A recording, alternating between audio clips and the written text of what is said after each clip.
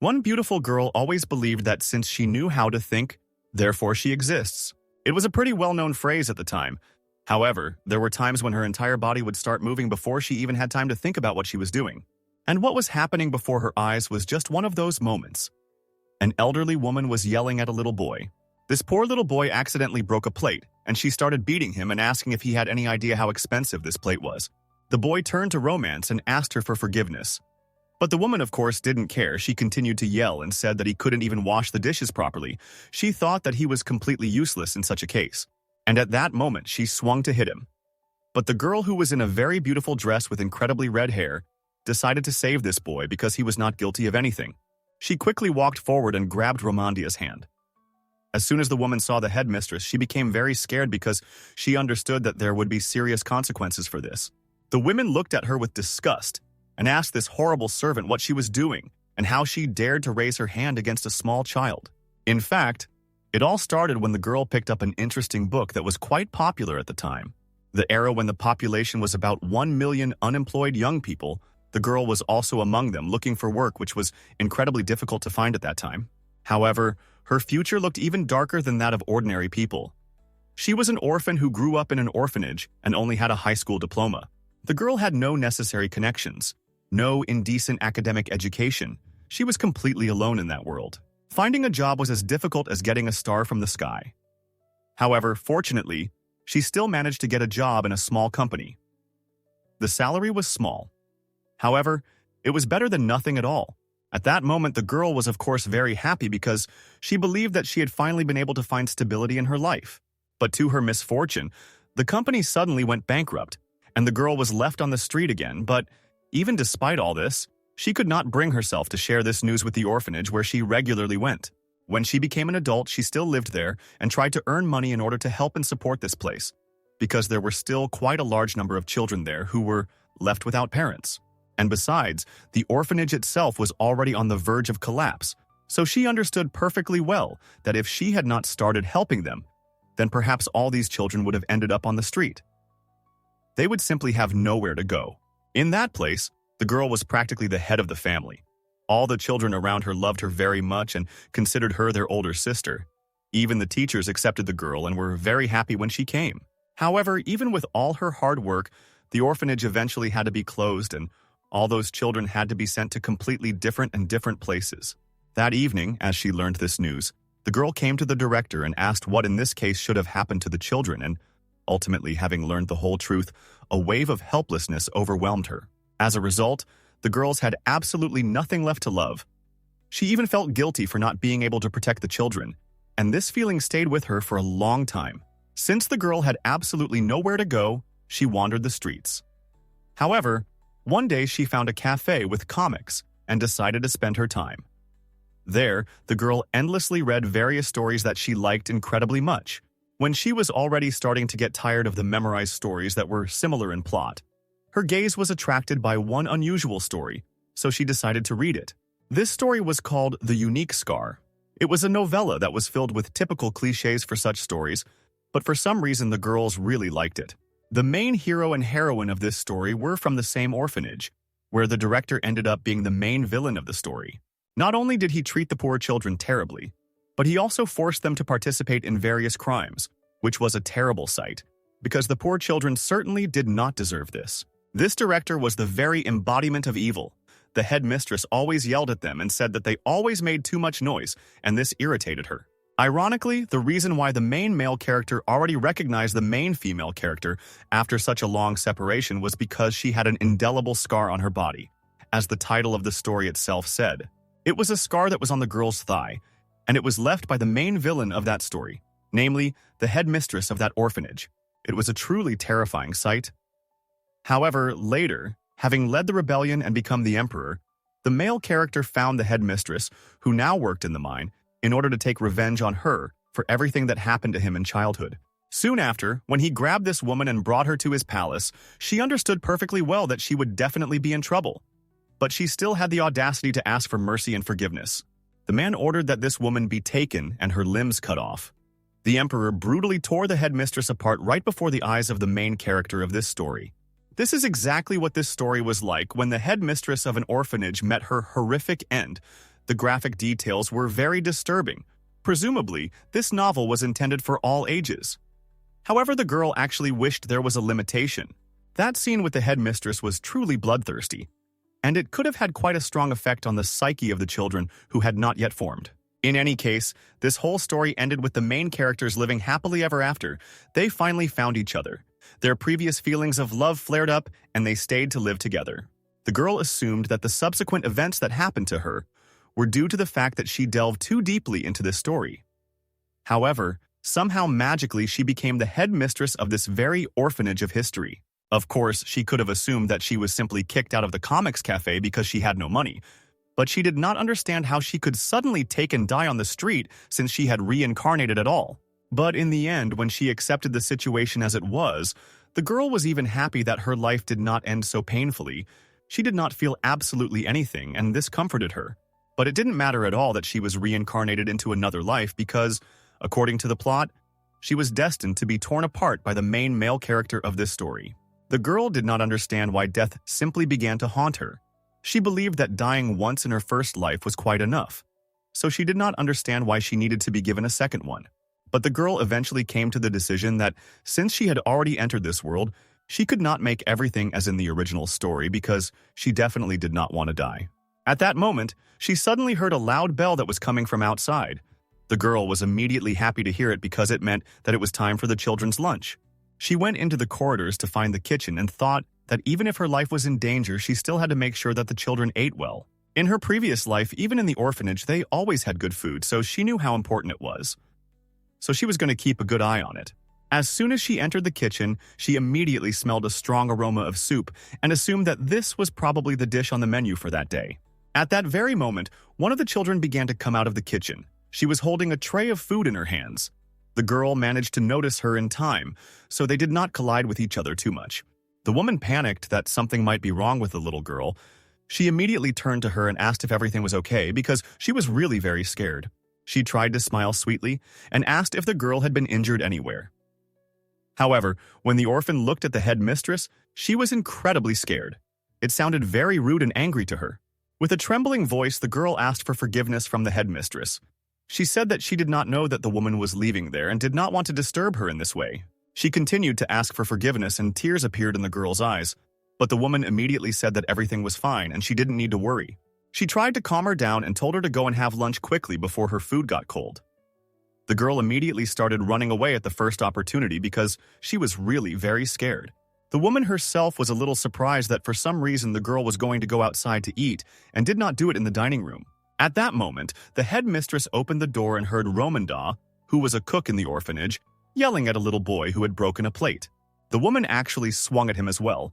She said that the plate he broke was the headmistress's favorite, so he should understand how stupid this was on his part. The girl, as soon as she entered the hall and heard that they were talking about her, was a little surprised. She was already about to intervene in this conversation. But then suddenly a small dark-haired boy appeared. He stood right in front of the poor roadie and said that the guy had already apologized, so he didn't understand why the cook continued to yell at him, since he couldn't do anything more. But the woman started yelling at this boy, and she told him to move away because she didn't understand why he started defending him. The woman said that if an apology could fix everything, then she did not understand why laws exist at all. But the glue began to defend the boy and said that he could always fix the plate that was broken and not scold him because of this poor boy. The guy also said that, in addition to all this, washing dishes was, first and foremost, the responsibility of the woman and not exactly the poor orphan who lived in this house. As soon as the woman heard this, she immediately became even more angry. She looked at him in surprise and could not believe that he really said this. Then she decided to take a swing and asking the glue how he dared to do that. The boy continued to cover the poor baby who had been shouted at before and was already preparing for the blow. The headmistress who was there, seeing this, realized that she simply could not leave it all alone, because this woman really intended to hit him and she did not like it. She immediately ran up and blocked her blow. Romanda looked at her in surprise. I don't understand why the woman did this, and another older boy took the children aside so that they definitely wouldn't have to go through something like this again. But the woman looked at this cook with disgust and asked what she was just about to do. It was really very unpleasant for her to beat children, and she did not understand how this could be allowed. At that moment, a little girl with pink hair ran up to the roadie because she was very scared for him. The headmistress immediately paid attention to her. As soon as the girl saw the pink hair, she immediately realized that this was probably the main female character. Her name is Ren. She ran up to the roadie and began to console him because he was very scared. Then she also looked at this little boy and realized that the roadie was the boy that Ren loved just like her little brother, and the man with black hair was the main male character Glue. Then she also saw a rather grown-up guy who was also next to them and realized that he was the oldest in the orphanage. This was a child who did not exist in the future of history because this person was Jack Freed, and some pretty terrible circumstances happened to him in life. The woman thought about it and realized that the version of the characters from the novel was really right before her eyes. Only in her childish form, it was amazing for her to see it. Then she finally realized the fact that she was indeed in the middle of a romance, and this worried her even more.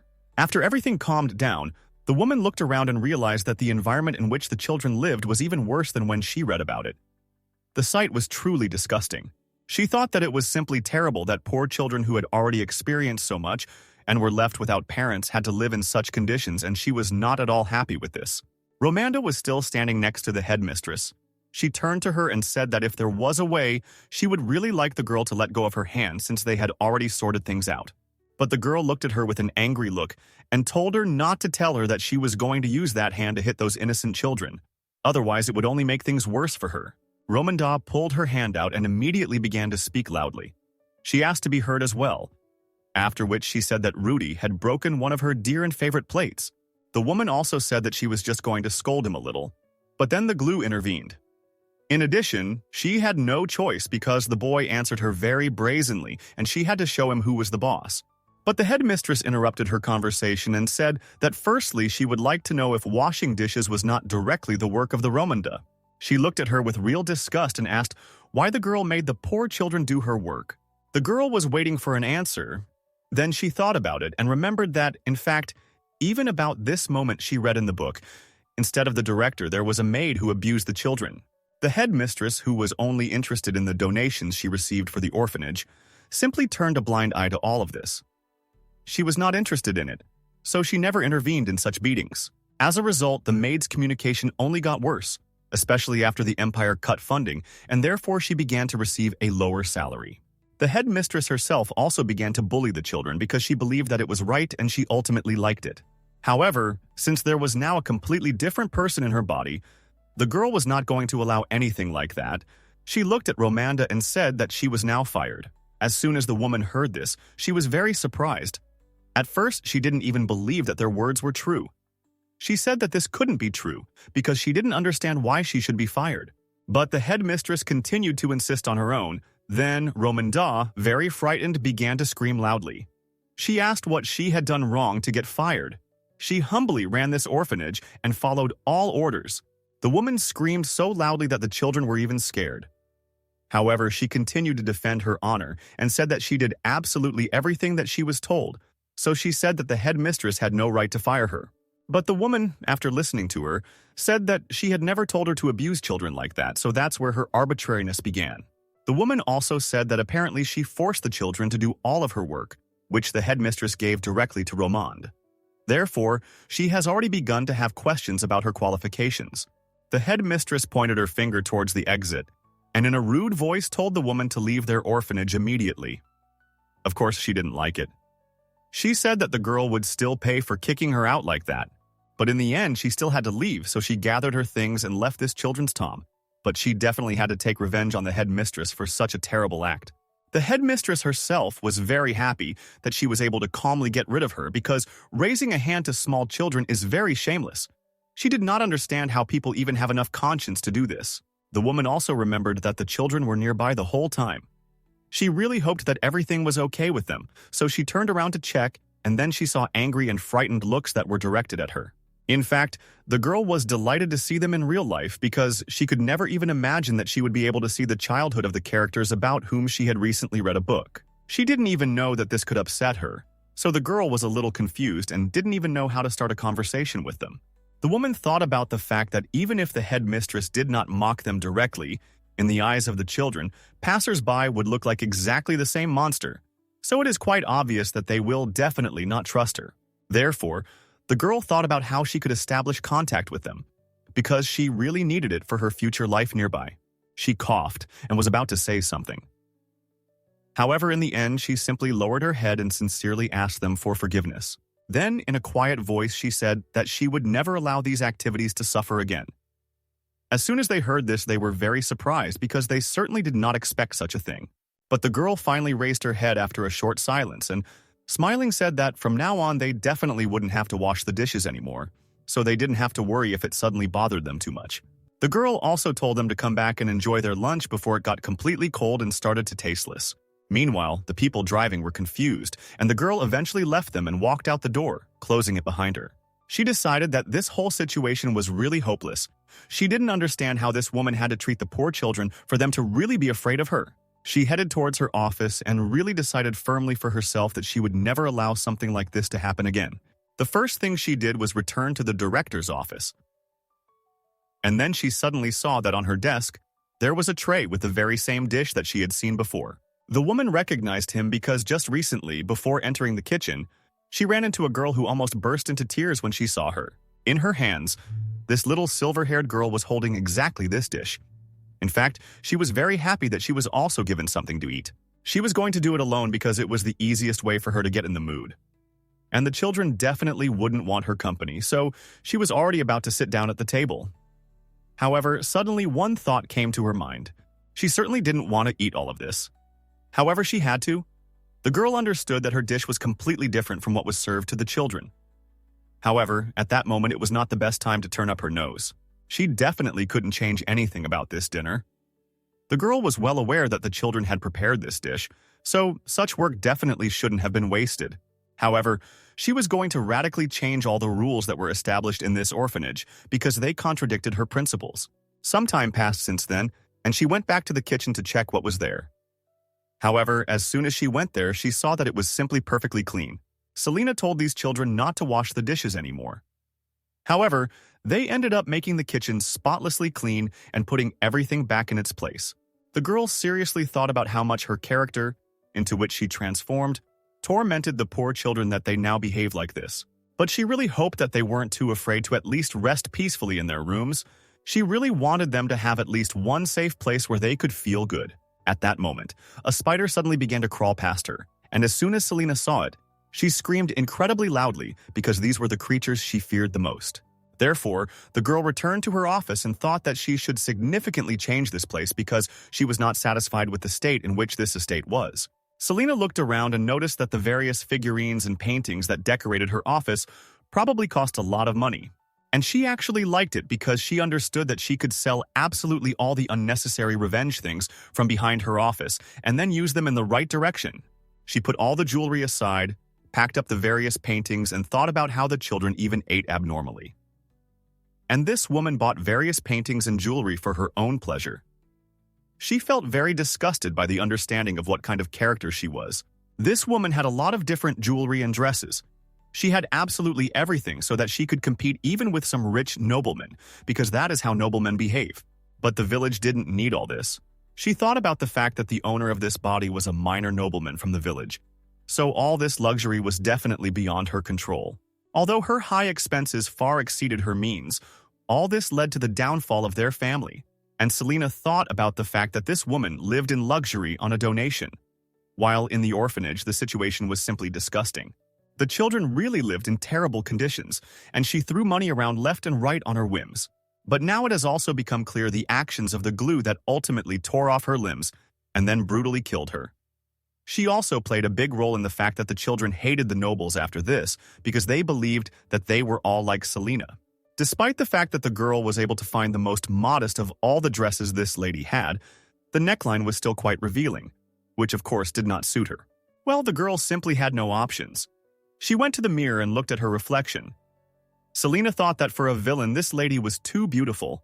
After she had admired herself enough, the girl realized that she needed to move forward while it was still white day, and she could calmly sell these things. Selena went outside taking with her bags of jewelry. She thought that her long arms and legs were incredibly useful to her at this time. So she was even very happy that her characters were very tall. She had a lot of different places to visit, so she hoped that Selena was in good physical shape. When the girl had already moved away not far from the shelter, she thought about the fact that she probably should have warned the children that she would be leaving for a short time. But she quickly abandoned this idea because she realized that it would only frighten and anger them more. so she decided to just get it over with as quickly as possible and return. She assumed that they were still in shock after what happened this morning, so if she tried to approach too quickly, they would simply move away from her even more, and she didn't want that. At that moment, one of the girls from the orphanage came closer to the window and suddenly saw that the headmistress was walking towards the city with a lot of things. She became very curious about where Selena was going to go with such a large amount of jewelry because she saw that something even sparkled in her bag. But at that moment, he approached her and turned to Eddie and asked what she had been doing near the window all this time. He asked if something had really happened there. The girl immediately replied that she had just seen the headmistress who was carrying a lot of incredibly beautiful things towards the city. As soon as the guy heard this, he was very surprised. He immediately became wary and became very serious. However, at that moment, another boy came out from behind them, who was the oldest. He immediately turned to the two of them and asked what they were talking about. Ren was behind him. Several hours passed from that moment, and now Selena finally reached her destination, but it took her a lot of effort. The girl also thought about the fact that if she had not remembered the scene where Clay and Ren ran away, she would have been completely lost. This city was quite far from their shelter, so it was necessary to know the exact way there. And that episode where they could no longer tolerate the headmistress's insults and ran away secretly really helped her a lot in this. But eventually the girls and the boy were caught. They were taken back to the orphanage before they could get far. This upset them very much, but they knew that escape was possible. Then she thought about the various plot twists, and she became interested in when the festival was supposed to take place that year and how old these children were at that time. She was still unable to find the necessary information in her office, and this greatly disappointed her. Selena did not find a single record of the children's personal data, and this was very outrageous. She did not understand how this was even possible. The girl only concluded that she was not at all interested in how to properly manage the shelter, but she did not understand why the woman continued to keep it in this case and tried to take care of the children. In fact, the only thing Selena knew for sure was that Ren had a severe fever when she was 10 years old, and she remembered that moment clearly because she felt incredibly sorry for the little girl. So she decided that she would ask the children about all sorts of information as soon as she got back because she needed to know. She had to navigate where they were in the timeline so that she could also program her own and future steps and not make any mistakes. After some time, she suddenly approached one of the men who was sitting and resting near the hay. The girl turned to him and asked for forgiveness for what had disturbed her. The guy, who definitely did not expect that someone would talk to him, was immediately surprised. He looked at Selena and saw a rather attractive young girl in front of him, so he decided to be impolite. The man's cheeks even turned a little red from embarrassment. He greeted her, and Selena noticed at the same time that this man was giving her goosebumps. She had a bad feeling about this, but she turned to him again and said that she would like to rent a carriage in order to go to one place. The man immediately replied that renting a carriage cost a few silver coins. If she also needed a coachman, it would cost twice as much. As soon as the girl heard these prices, she immediately began to translate them into her usual currency and realized that this price was even cheaper than she had assumed, so she agreed to rent a ride with a coachman. Some time passed from that moment and they finally arrived at the desired destination. It was a jewelry store. The man she had talked to before went outside and gave her his hand to help her out. Selena smiled politely at him and thought to herself that, of course, escorting in this place is a man's business and all that sort of thing. But she definitely wasn't going to take the hand of the guy who was looking at her so greedily. Therefore, she refused such an additional service and quickly went down with the carriage and walked past this man. The man was shocked because he was used to the fact that ladies always waited for help. When the man had already gone after her, Selena told him to just wait outside. She would go in herself and do everything that was needed. And after that, she would return and they would go to another place. Of course, upon hearing this, the escort was very upset. However, he had to listen to her, so he stayed outside. Selena, meanwhile, went into a jewelry store where she was immediately met by the administrator. He escorted her, and the girl asked where she could sell some jewelry. Then he took her to the right place and said that no one evaluates as fairly as their jewelry store, so she was very lucky that she went to them. Then the man went behind a special stand and Selena, meanwhile, put down all her jewelry that she was going to sell. And as soon as he saw this, he was very amazed. The man immediately took one of the pieces of jewelry and said that it was of excellent quality. They could offer a very decent amount for all these jewels, and she was very lucky because of this. After that, he asked if she could wait a little while so that he could double-check everything. The girl replied that she was very interested in his proposal, so he could take his time. Selena herself thought that the jewelry would end up being even more valuable than she had assumed. For a while, she certainly wouldn't have to worry about the orphanage's budget if everything went smoothly. And so, after a few minutes, the man finally laid out all the jewelry in order and turned to Selena. He said that, as he expected, these jewels were really of excellent quality. After that, he named a rather large sum of gold coins for all her goods. The girl immediately converted it into the usual currency. However, she doubted, because she could not know for sure whether she was being deceived or not, since she did not know their real value. And besides, this guy acted pretty suspiciously as soon as he met her, so she said that he definitely didn't appreciate her enough.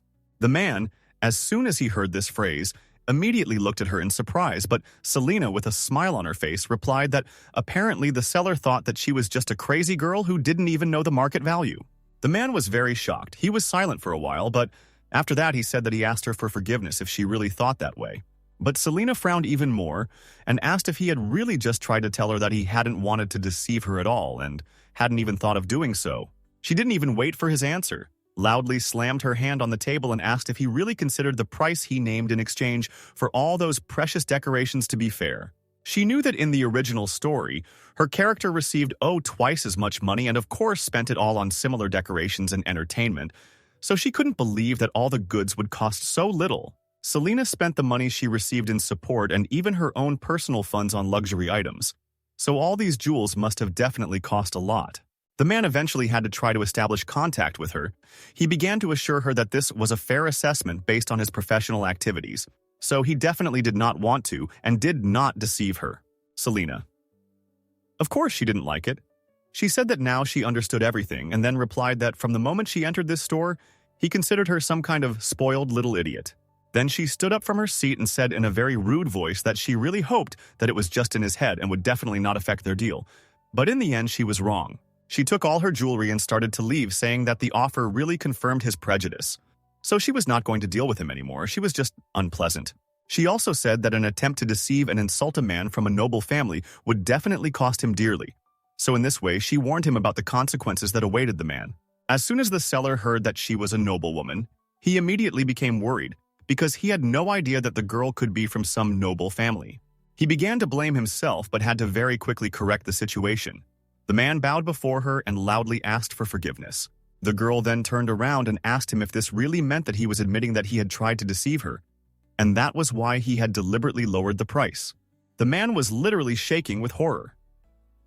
He said that in fact he didn't want this to happen at all. He just thought that he could lower the price a little in order to earn more for himself. He saw her angry expression and immediately began to ask for forgiveness again. He said that he was ready to tell her any price she wanted, but he hoped that she would not inform the management about this incident. In the end, the girl finally stopped. She turned to him and told him to tell her the real cost of these decorations this time and not try to deceive her anymore. She looked down on him and told him not to test her patience anymore because it would only get worse and he would regret it if I tried to do something like that again. The seller immediately ran back. He said that, of course, this would not happen again and thanked the girl for giving him another chance. For him, this was very important. Then, the universe breathed a sigh of relief. In fact, it was very worried that it would do something wrong. But in the end, it was glad that everything had such an end and it was able to bring it to light. In her entire life, she had never had power over anyone, never stood on top. And this was the first time she responded to someone in this way, and it gave her more confidence in herself. But after that, Selena realized that, in fact, she was definitely not suitable for the role of a villain because she had too soft a character for this. It was definitely not about her, and she did not consider it something bad because, in the end, the villain had a bad end. Some time passed since then. They finally agreed on the price, and the man even went outside to accompany Selena. He bowed, said goodbye to her, and told her to come again. Meanwhile, her coachman began heading towards the market because the girl asked for it. And Selena, looking at the gold that was given to her, was very pleased. She liked the price that they finally gave her. It was much more than she expected, and now the girl understood that she would have many different opportunities in the orphanage. She could not believe that this man really tried to deceive her for a decent amount of money, and Selena even thought about the fact that perhaps she should have reported this to the higher authorities so that some measures could be taken. With the money she received, the girl could go shopping and buy clothes even for the children, not to mention the variety of products that she could now provide them with. She had enough money there to repair the crumbling orphanage so that it would at least be possible to live there, because she definitely would not want to organize another encounter with a spider. Selena also decided that sales of dresses could bring her even larger sums. However, as soon as she returned everything that the girl took, things would become much more difficult because she really had a lot of debt. She couldn't go out and work on her own because the money was limited and there were too many needs, so the girl was seriously upset about it. The amount had to increase even more for urgent sewing of clothes and for visiting the hospital when they were sick. And this worried her. She remembered that in the real world, raising one child cost a decent amount of money, and since she had to take care of 5, that amount was really very large. Selena was in despair. She did not know where she could earn money and even get such a large sum legally so that she could calmly take care of these poor children without any problems. The rest of the time she wrote in silence, and after some time the girl finally found herself at the market in order to buy some food for the orphanage. This market was quite crowded, and when the girl saw such a large number of people, she was surprised. She did not know that there were places that still lived a quiet life. The girl looked around and thought about where she should go first.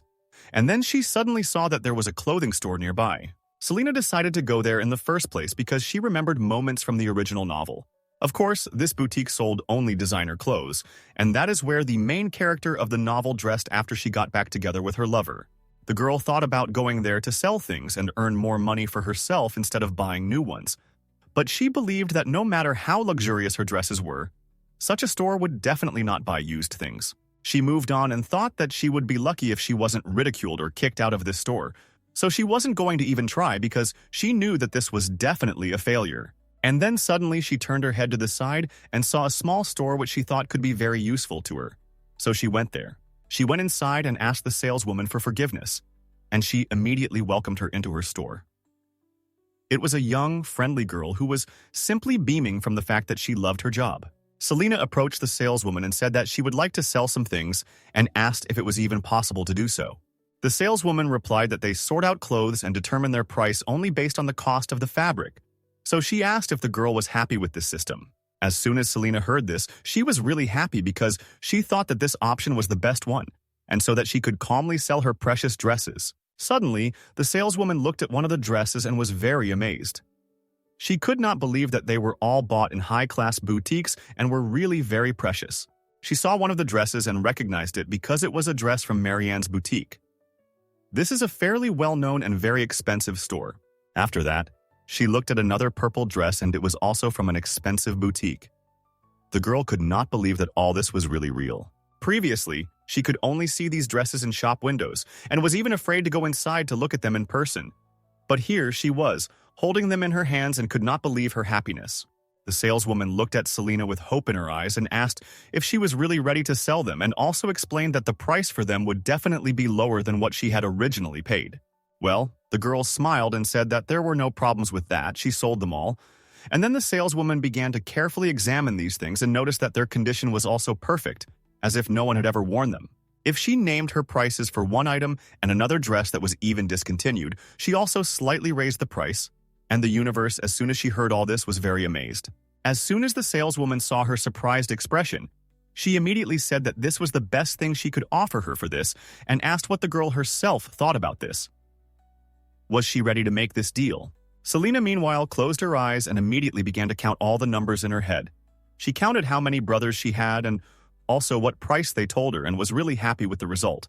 But Selena suddenly turned to her and said that since the price was only for the fabric, she was afraid to even imagine what the real retail price for this dress was. The saleswoman at that time became a little embarrassed and told the girl that she had indeed offered the highest price she could. Unfortunately, she couldn't give her more. Well, the girl did not refuse this. She said that in this case she agreed, even at this price, and the saleswoman asked that she give her some time so that she could bring the money. The girl immediately went to her storage room, and Selena looked around. In fact, she already had money from selling jewelry, so she thought that she shouldn't have any problems. She was very grateful for this because now she could finally live peacefully and not worry about the fact that she might have any problems with money. But then suddenly, Selena noticed a small blue dress that was hanging on a mannequin not far from her. This girl immediately interested her. She thought that there was also a whole stand nearby for children's things. They were all very cute and beautiful. She immediately began to examine these beautiful products from all sides and thought that with Ren's pink hair, this beautiful blue dress would look simply amazing. After that, She looked at the small suit with shorts and a shirt and thought that this jumpsuit would look just perfect on glue. She also saw exactly the same one, but a little smaller in size, and thought that it would definitely suit the roadie. Meanwhile, the saleswoman had already returned with a bag of gold coins, seeing that Selena was looking at children's clothes. She asked if she liked these outfits. The universe immediately said that this was indeed the case, and the saleswoman explained that each outfit was made by her by hand. It was really very hard work, but overall, she was even pleased with the result. Hearing this, Selena was very surprised. She immediately praised the girl and said that these beautiful clothes were really amazing, and she was surprised that the girl made them with her own hands. The saleswoman thanked her for the compliment, and then told her how much money she had prepared for her for the outfits that the girl brought.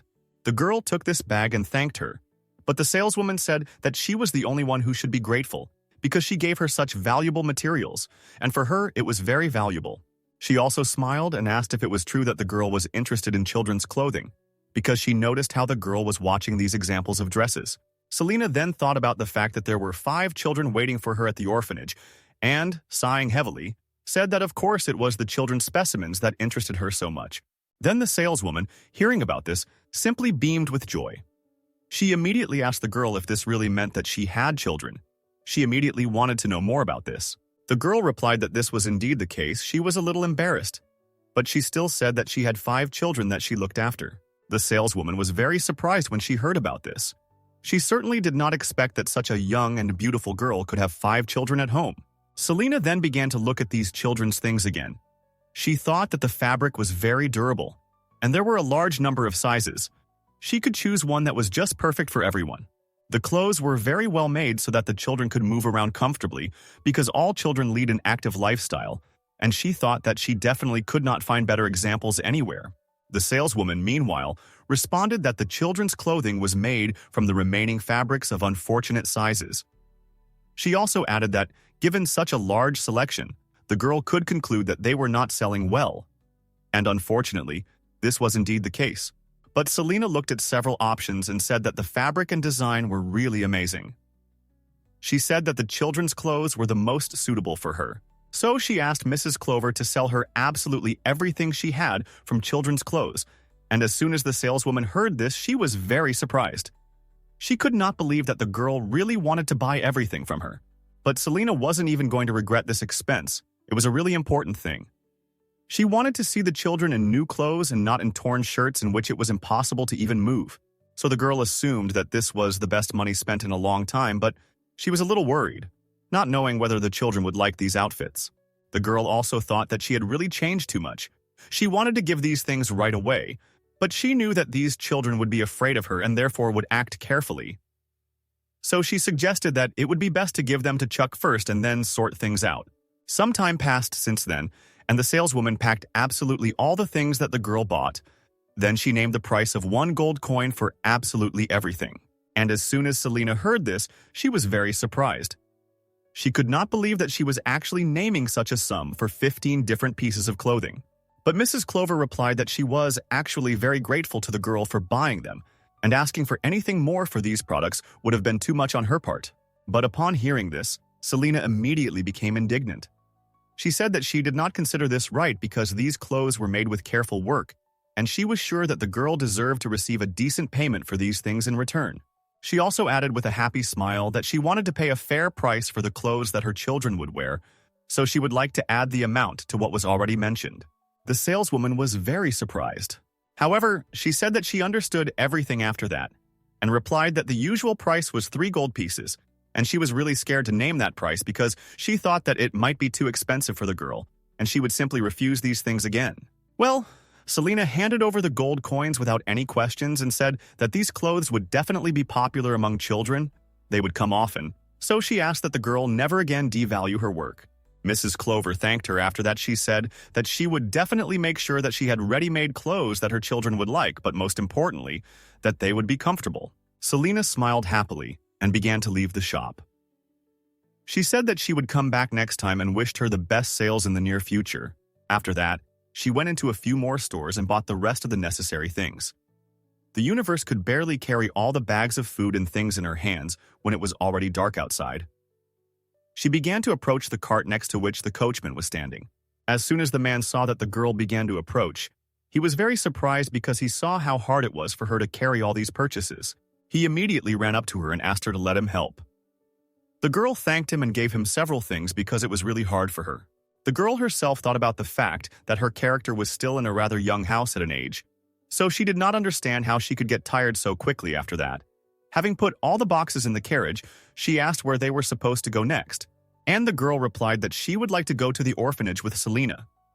After she sat down inside, she was finally able to exhale. Her arms were hurting a lot because the purchases were really, really incredibly heavy. She also bought several albums and various books because she knew that in the original story, Rena and the roadie had a talent for drawing, and Jack was really interested in art. I really hoped that the three of them would really like her purchases and that they would at least start to trust her a little. Well, at the very least, they would stop being afraid. Now that she thought about what Clay might like, since he was the main character, he liked Ren the most in this world, of course.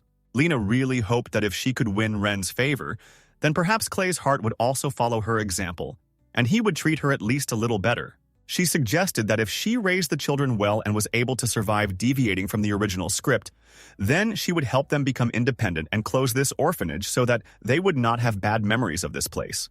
The girl thought that after she grew up to be a truly good person, she would be able to live her own life. At that moment, little by little, her eyes began to close and she would have fallen asleep, before thinking about the fact that she would really like to live her own life because she was always connected to her orphanage and she could never forget the past.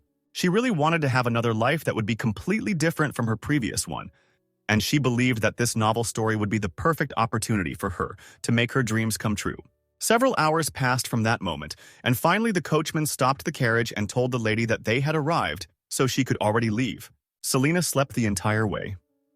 When she woke up, she turned to the man and asked him to help her carry these things a little, because she definitely couldn't carry them herself. The man was glad that he smiled and said that of course he would help her because she had worked very hard. Selena immediately thanked him and then asked him to follow her and carry these boxes. Then they went into the orphanage. As soon as Selena went inside, she immediately turned her attention upward because the light quickly turned on. She remembered that in this place they use mana stones as light bulbs. She assumed that she would also have to buy a replacement for them because it was not very effective. She thought that if she wanted to deliver the clothes and everything else, she needed to call Chuck to help her, so she started climbing up the stairs. She tried to do it very carefully because if the children heard something coming up the stairs, they might get scared, and she certainly didn't want that. Selena approached the room where Jack lived. She knocked and asked if he was there at that moment. She also said that she needed to talk to him, so she wanted him to spend at least a minute of his time on this. When the answers still did not come, the girl decided to go out in order to check if everything was okay with him, and she began to open the doors. However, as soon as she entered inside, she saw that there was no one in the room. The beds were empty, so she immediately became very worried.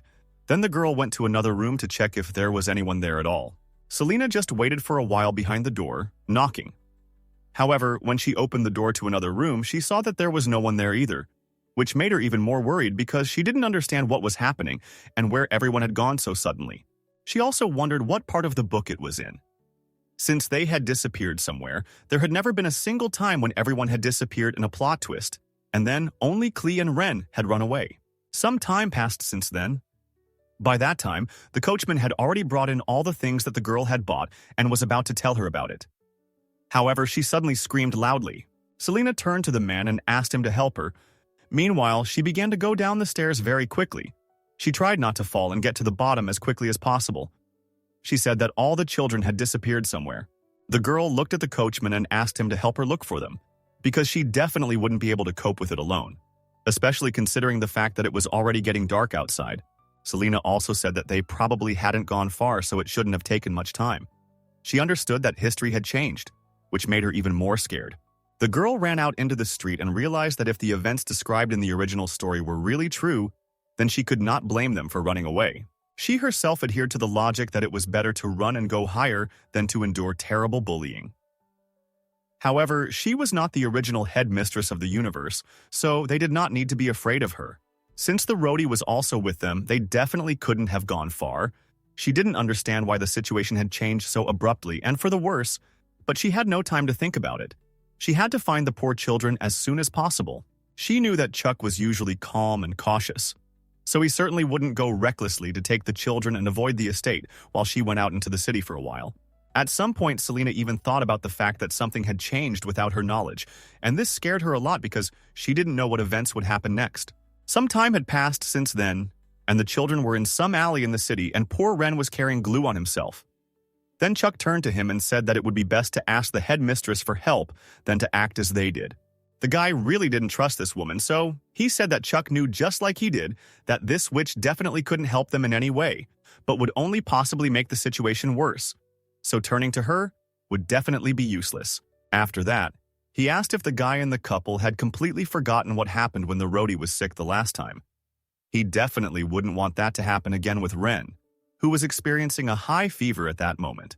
He looked at the girl who was all burning and said that instead of helping them, the headmistress yelled at them, saying that they shouldn't cry, despite the fact that the boy was in incredible pain at that moment. Then the little boy who was Rudy suddenly turned to his older brother with a trembling voice and asked if Ren was really going to die. He was very excited. Tears welled up in his eyes when he looked at his adopted sister, who couldn't even walk and had to be carried in his arms. Chuck immediately tried to calm the roadie down and told him not to even think about such things. Everything would be fine with their little sister and he didn't need to worry. Then a girl named Eddie, who was walking behind them, turned to them and asked what would happen if suddenly a bad person appeared who wanted to harm them. Chuck tried to calm her down. He said that everything would be okay as long as they were together. Everything would be fine, so they didn't need to think about all this. At that moment, he came closer to Ren and felt her forehead. Then he felt an incredibly strong temperature and was very afraid for her. With every hour and every minute, she was getting hotter and hotter. And this was very bad for her health, and they were not even halfway there to help her. He thought that he shouldn't have taken Rhodey and Eddie with him at all. They should have stayed at the shelter so as not to see all this. Well, of course, he didn't even expect that the road could be so difficult. Chuck kept thinking about where he should go in order to ask someone for help, and so that they wouldn't be bad people. Some time passed from that moment. They went into an alley again and decided to sit down a little to catch their breath because everyone's legs were already hurting a lot. After some time, the glue again raised everyone and said that since they had already rested a little, they needed to move on. Then he was really very afraid for Ren's health, and when he sat her on his back again and was about to take a step, his legs suddenly weakened and he almost fell. Luckily, Chuck was nearby and managed to catch the guy, and the trouble was over. After that, he took Ren in his arms and said that he needed to take a short break and regain his strength. So for a while, he was going to carry the girl from behind.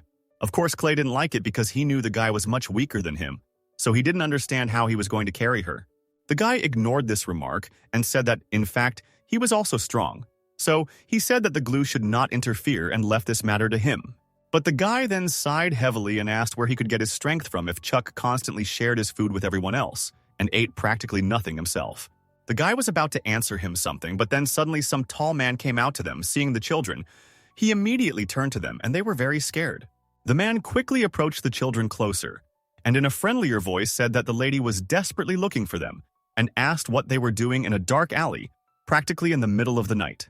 As soon as Clay heard about some lady, he immediately asked who he was talking about, because he didn't understand who could be looking for them. After all, they were absolutely of no use to anyone.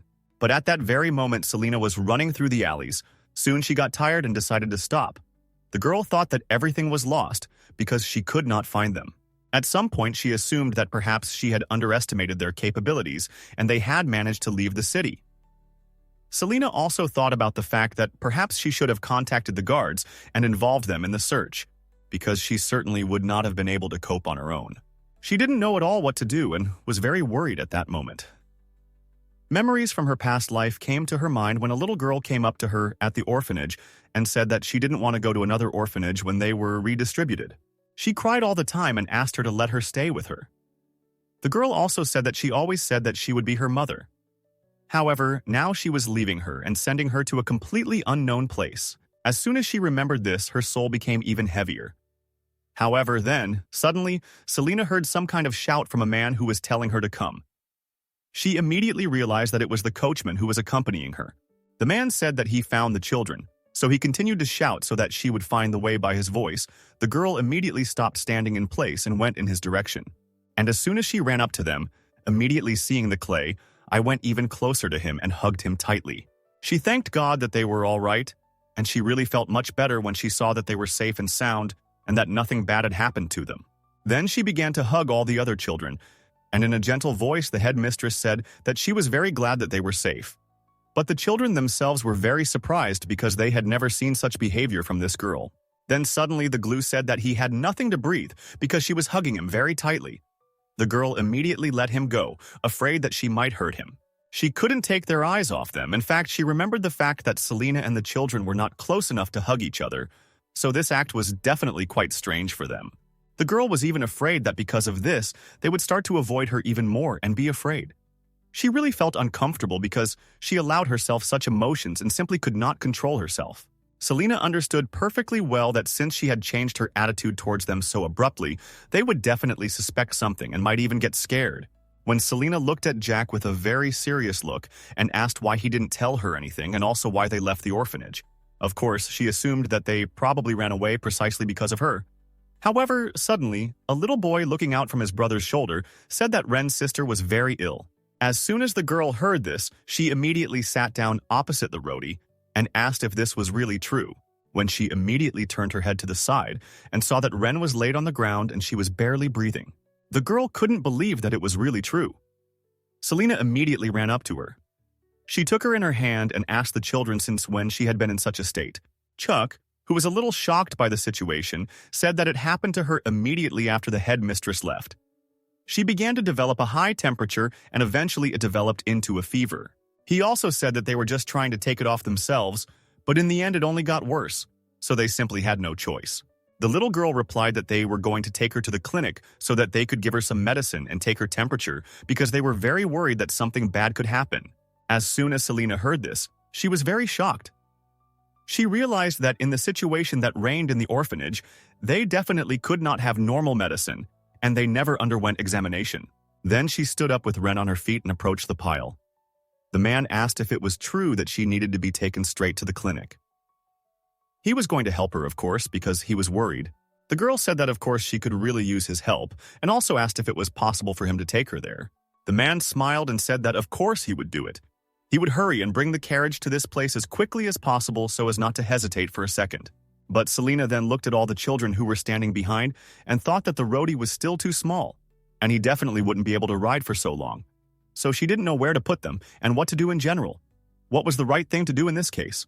Then suddenly Chuck looked at the headmistress for a while, and then an idea came to his mind, so he finally dared and spoke to her. After all, he understood that now the woman only wanted the best for them. He came closer to her and said that he would take responsibility and take the children back to the orphanage so that she could not worry about them but calmly take care of Ren. Clay, meanwhile, began to protest. He said that he would not like this.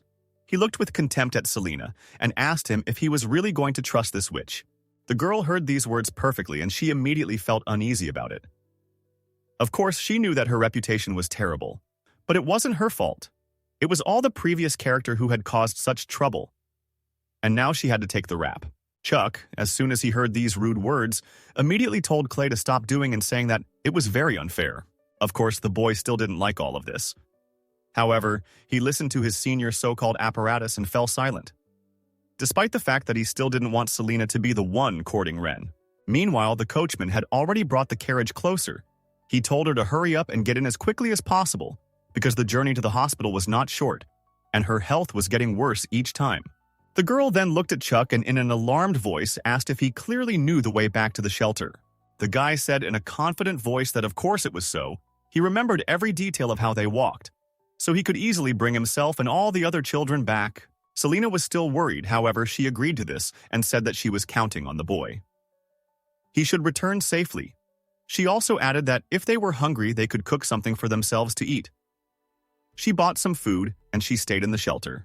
The guy immediately said that he understood everything, but was still a little worried because he, like everyone else, was really worried about Ren's health and was afraid that something terrible could happen to her. Selena then tried to smile in order to calm them down a little.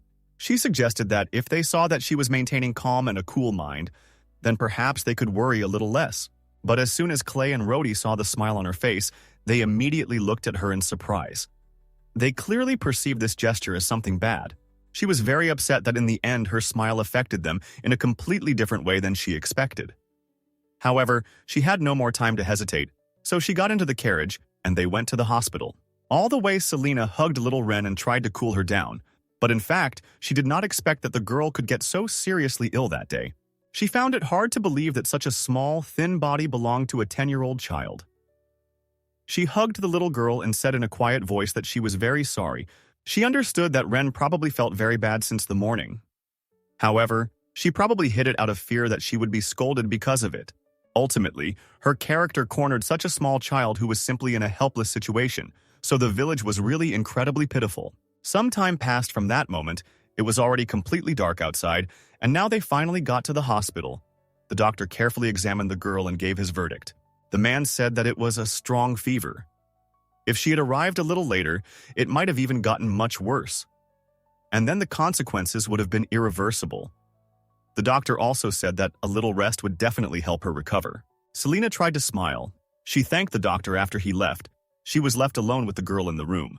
The girl sat down on a chair and exhaled heavily. She looked at Ren and noticed that she looked even worse than in the morning. So she assumed that perhaps because she was in too much pain, the girl's complexion was incredibly pale, even though she had a high fever. And besides, it's not just Ren. All the children are too thin for their age, and this definitely had to have an impact on their health sooner or later. She thought a little about the fact that as soon as they returned, she would definitely need to start feeding these children healthy food before anything bad happened to them. She was going to take good care of these children.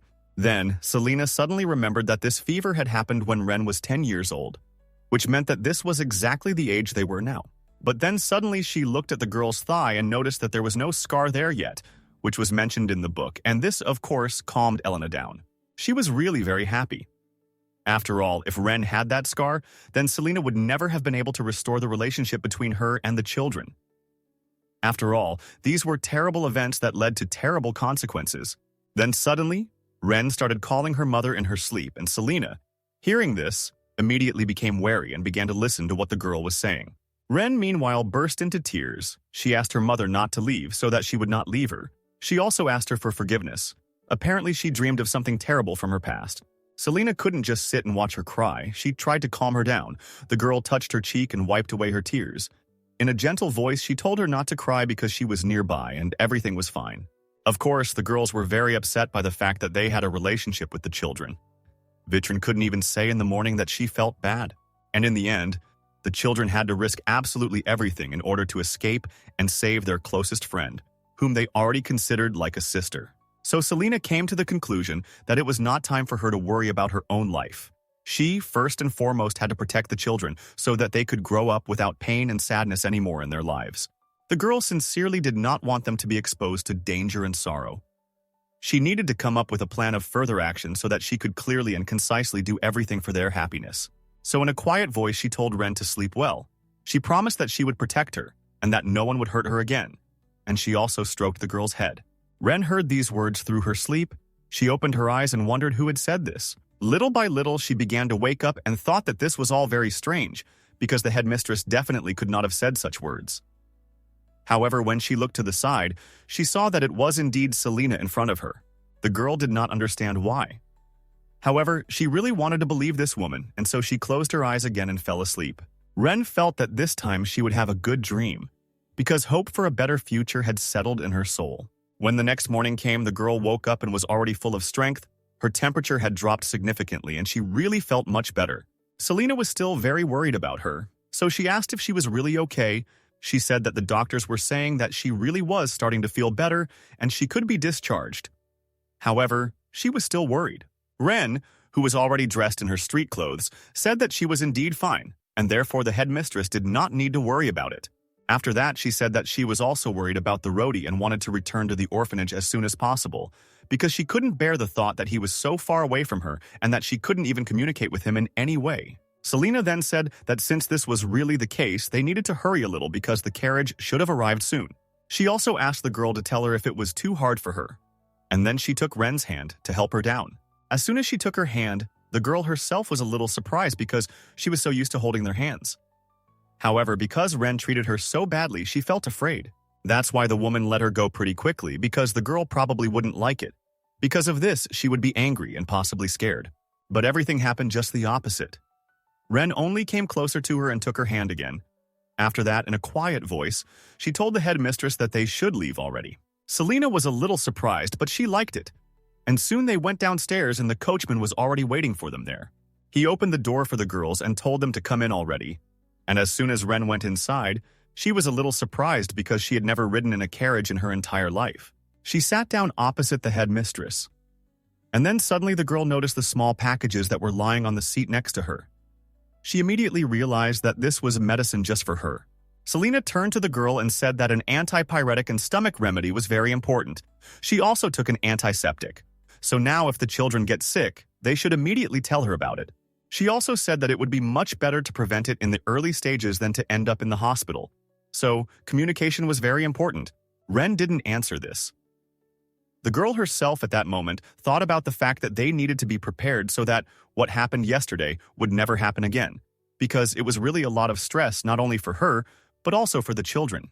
The only useful information she knew about the children was their ages. Renu was 10, Rod was 7, and Jack was 14.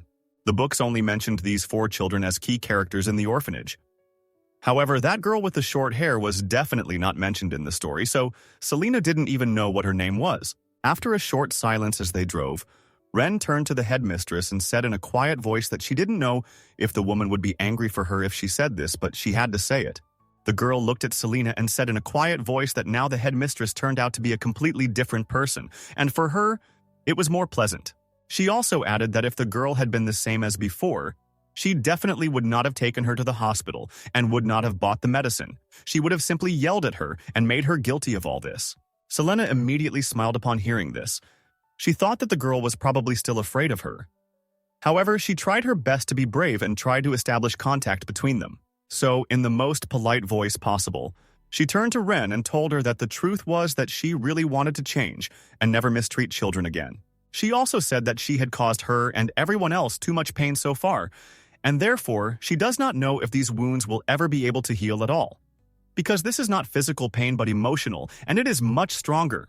But Selena also said that from now on, if the children were sick, she wanted them to feel safe, and to be sure to tell her about all the pain, shortcomings, and other things because it was really important. She looked the girls straight in the eyes and said that she wanted to be the one they could trust and say without fear, for example, that they were hungry, and then they would find a common way out of the situation. Perhaps they would even cook new dishes together. Ren was very shocked to hear this, but Selena said that she would really try her best to become the guardian they could rely on without hesitation. Some time passed since then, and now they finally arrived at the shelter. Selena turned to the coachman and said that she was very grateful to him because he really helped her a lot. The man bowed slightly and said that it was important to him. He also said that if I ever needed a cart again, I should not hesitate to contact him. He would always be there. However, after this, he suddenly took off his hat and, shouting loudly, began to sincerely ask her for forgiveness. He said that he had never seen such a beautiful girl as her in his life, and that is why he was very impolite at first. He said that he was simply mesmerized and therefore lost focus, and made a big mistake if he upset the girl, then he really would like her to forgive him because he was sincerely sorry. The universe immediately smiled. She said that everything was fine. She also had a lot to be grateful to him for, so she said that he definitely didn't need to worry about anything. She herself was sincerely surprised because she did not expect that he would want to remember their first meeting when he looked at her rather strangely. After that, she told him to simply be more attentive and careful next time and never forget his manners. The man bowed again and thanked her for this advice. He said that he would definitely take care of himself from now on and would never do something like this again. If he left, and Selena and Ren entered the territory of their shelter, and then suddenly they immediately heard the voice of a boy who was running towards him. This man turned out to be Glue. He saw that Ren had returned and immediately ran to her. He hugged her tightly and thanked God that she was okay. After that, he looked her straight in the eyes and asked how she felt, if everything was okay with her, and also if she still felt bad and in pain. The girl was even a little embarrassed by such an amount of attention, but she said in a calm voice that she had slept well in the hospital, so nothing else hurt, so he didn't have to worry. Selena, meanwhile, thought about the fact that Ren and Clay were abandoned in front of the orphanage on the same day, so they have always been together since then. So it is not surprising that their connection was so deep. Following the Glue, a roadie ran out. He was also incredibly strongly tied to the role. He called her his sister. As soon as the boy ran up to her, he immediately began to hug her tightly. The girl also remembered the fact that Ren found Rhodey when he was dying in the slums, and so she asked the shelter to take him in too. The girl saw the roadie and immediately asked if it was true that he didn't cry while she was not around.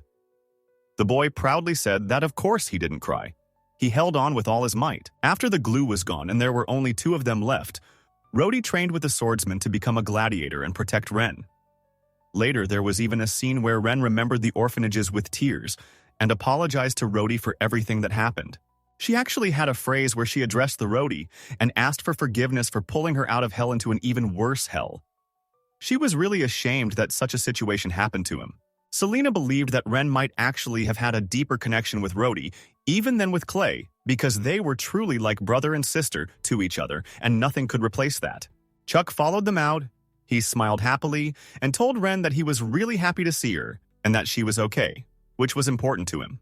Since the children all this time did not have a normal adult on whom they could rely and take an example, then for them this person became Chuck. He was the oldest of them and really learned everything on his own and could teach children. However, the girl knew how much more terrible quiet storms can be than loud ones. And in fact, she was more worried about Chuck than about the glue, which simply showed its open hostility. She didn't know what she could expect from this boy. After all, his psyche was already formed, and she definitely couldn't change him, so he was a dark horse.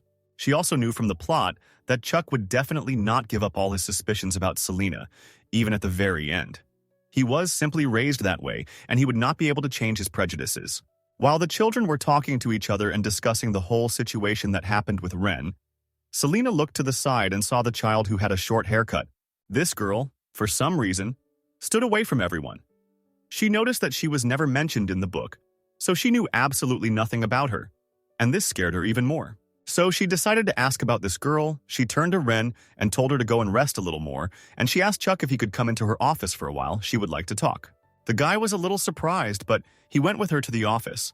The girl immediately started a conversation with him and asked if he liked cocoa, because she wanted to make it. The guy was a little surprised by this question, but he said that in fact he loved. After that, Chuck thought about why this office turned out to be much emptier than before, and the echo was even present.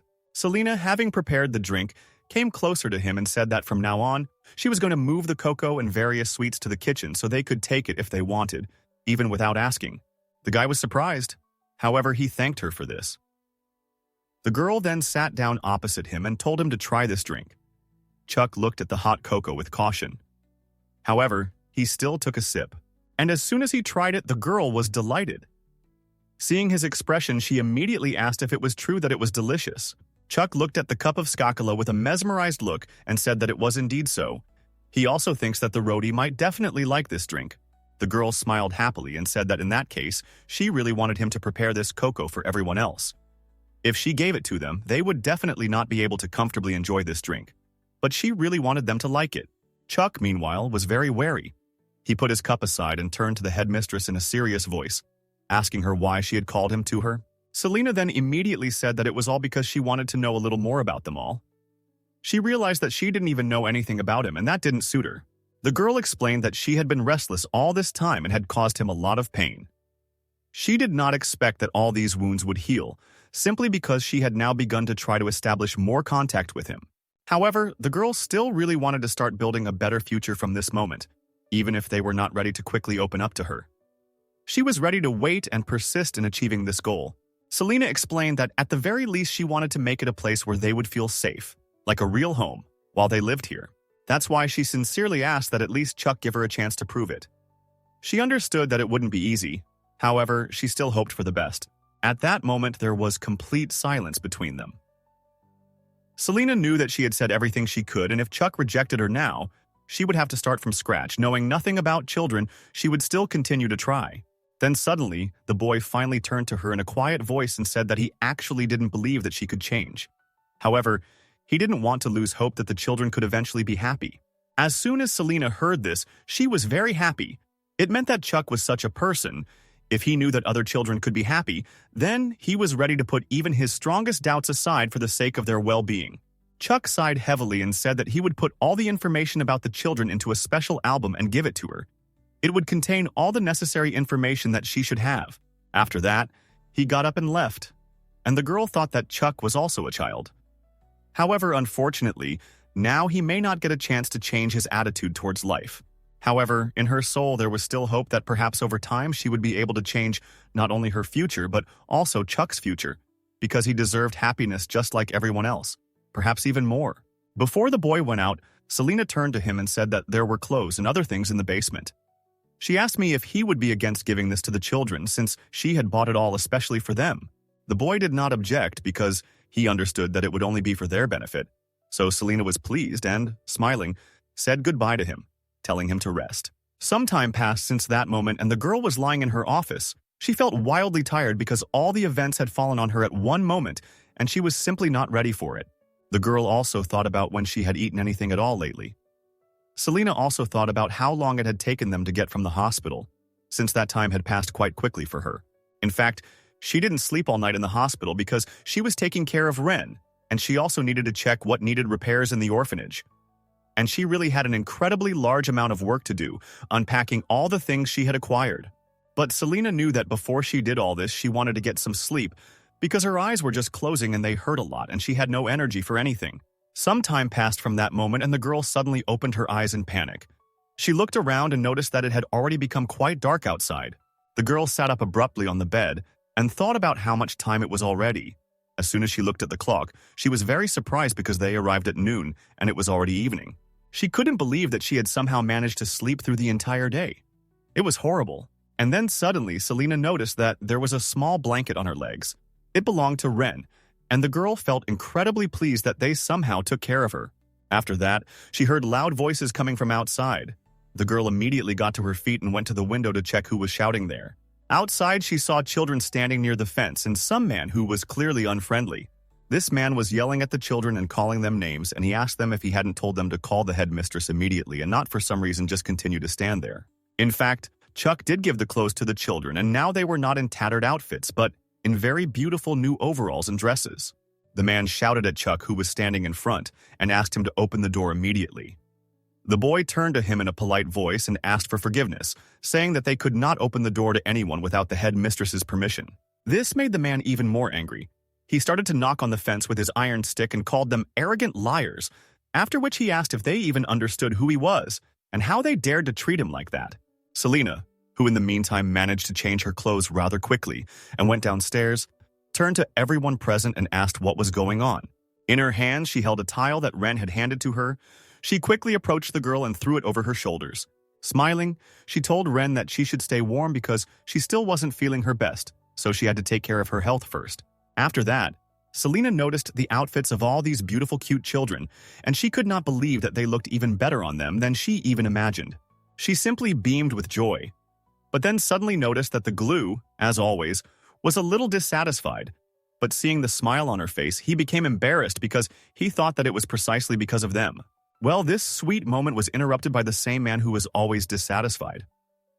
He shouted again and turned to the headmistress, asking why she was showing such disrespect. He also continued to yell at her and said that she had no right to treat him like that. Selena looked at him with an incredibly cold-blooded look. Selena looked at the carriage that was standing behind him and assumed that it was probably some nobleman. However, what could a nobleman be doing in the Saradinsky shelter, and even so dissatisfied?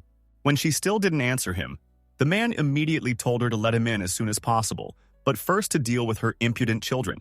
After all, they were definitely uneducated and impolite. As soon as Clay heard this, he became even more angry. He looked at this man with incredible hatred and was ready to say something, but Chuck noticed this in time. He immediately took the boy aside and told him to calm down. He told his partner that they should move away, because after all, this was Selena's doing. So she had to deal with all of this herself. He also saw that the girl came closer and started talking to this man. And he thought that the headmistress would probably open the door very soon, so it would be better for them to stay away. After all, no one knows what might happen next. The man himself was very pleased because he understood that what he wanted would now happen. Therefore, a rather disgusting, smug smile appeared on his face. But Selena, meanwhile, smiling happily, said that she had to refuse everything he said, so she was not at all interested in what he was going to offer her. As soon as the man heard this, he was genuinely surprised. His mouth even opened a little. He turned to Selena and asked what she was even saying. But the girl smiled and said that he understood everything correctly, and that she meant everything he heard. The children who were standing near her were all very surprised. The glue even wondered whether it was really there direct, because she was behaving in a completely non-standard way. The man was very angry at that moment. He started yelling at her and said that she couldn't be serious, and also asked if she had any idea how much money she owed him. Selena, hearing this, immediately became wary. She now understood why the man came so angry. It was all because he was going to collect his debt, which the girl apparently owed him. She also noticed that the children reacted so calmly. This meant that this man had been to this place before. This girl made her feel even more uncomfortable. She was absolutely sure that he always came screaming and tried to scare the poor children, and that is why when it happened again, they reacted to everything completely calmly. Selena then looked at Chuck and asked if he could take the kids and go back to the estate if they wanted. They could make themselves some snacks, but they just had to stay indoors for a while and not go out. Chuck, hearing this, was very shocked. However, he immediately said that he would do everything, after which he took the children and began to lead them back to the orphanage, saying that they did not need to look at all this. The headmistress would sort everything out herself. Selena looked at him with respect and a forced smile. She said that she asked for his understanding as the headmistress.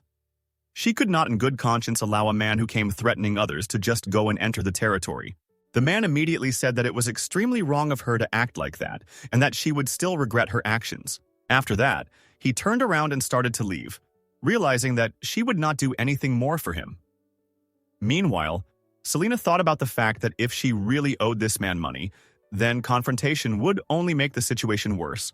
But the girl still stopped him and told him to go into her office without any big threats, and everything really went quite peacefully. They ended up in her office. Selena sat down opposite this stranger and looked at him very angrily. She clearly didn't like this man, but she didn't want to start this conversation. There was indeed a very tense atmosphere between them. The man himself did not say anything. They just sat and looked at each other like that for a while. The man finally broke the silence and coughed and said that her debt was a whole 1,000 gold coins, so he hoped that soon she would finally return it to him. Selena often wondered how her character managed to acquire so many luxurious items without government assistance. Now everything became crystal clear to her. She was engaged in predatory loans. As soon as the girl heard the amount that she had to give to this hooligan, she was very surprised because it really was a lot of money. However, something still made her wary. She didn't understand why this man gave the headmistress such a huge sum. She assumed that perhaps he had some kind of personal benefit. She also wondered why on earth this stranger had decided to completely trust the village that he had actually lent her this amount. The girl then made an impassive expression and asked if she really had such a debt. The guy immediately started to get something and said that he was perfectly aware of the fact that she would start to deny it. For this reason, he took out some paper and told her to look at this document on the loan that Selena had signed herself, and therefore no questions should have arisen. Then the girl looked at this document and saw that it really had her name on it and an inscription stating that she had taken a certain amount of gold coins from Baron Krayitz into her household. It was already written there that if the return is not made before a certain day, then in that case the girl must fulfill all the Baron's orders, whatever they may be. Elena noticed that this document had the seals of every famous house. It was a perfect contract in every respect. It also meant that the secret had been told. It was obvious that Selena would never be able to pay off such a large debt. And this meant that he wanted some of his desires from her. After she read this contract, she had rather mixed feelings. The Baron noticed this and, with a smile on his face, asked if there was anything else she wanted to say. The girl did not answer. She thought about how much money she had in total, because it was true that she had bought everyday necessities in jewelry and a dress. And in total, she had 1,108 gold pieces left. Naturally, if she pays off the debt, she will have too few gold coins left. This will definitely not cover the repair costs and will only be enough for a few months of living, so this option did not suit her at all. The man, meanwhile, continued to sit with a smug smile. He said that there was no need for her to worry. She would not have to repay the debt if she did not have this money. Selena, hearing this, became even more wary. She asked what the conditions of all this were, because she really wanted to hear first what he wanted from her in general. The man said that he had no heirs, and he spends his old age alone, ideally. He would like, of course, to pass on his title to his child. However, unfortunately, this will definitely not happen in the near future.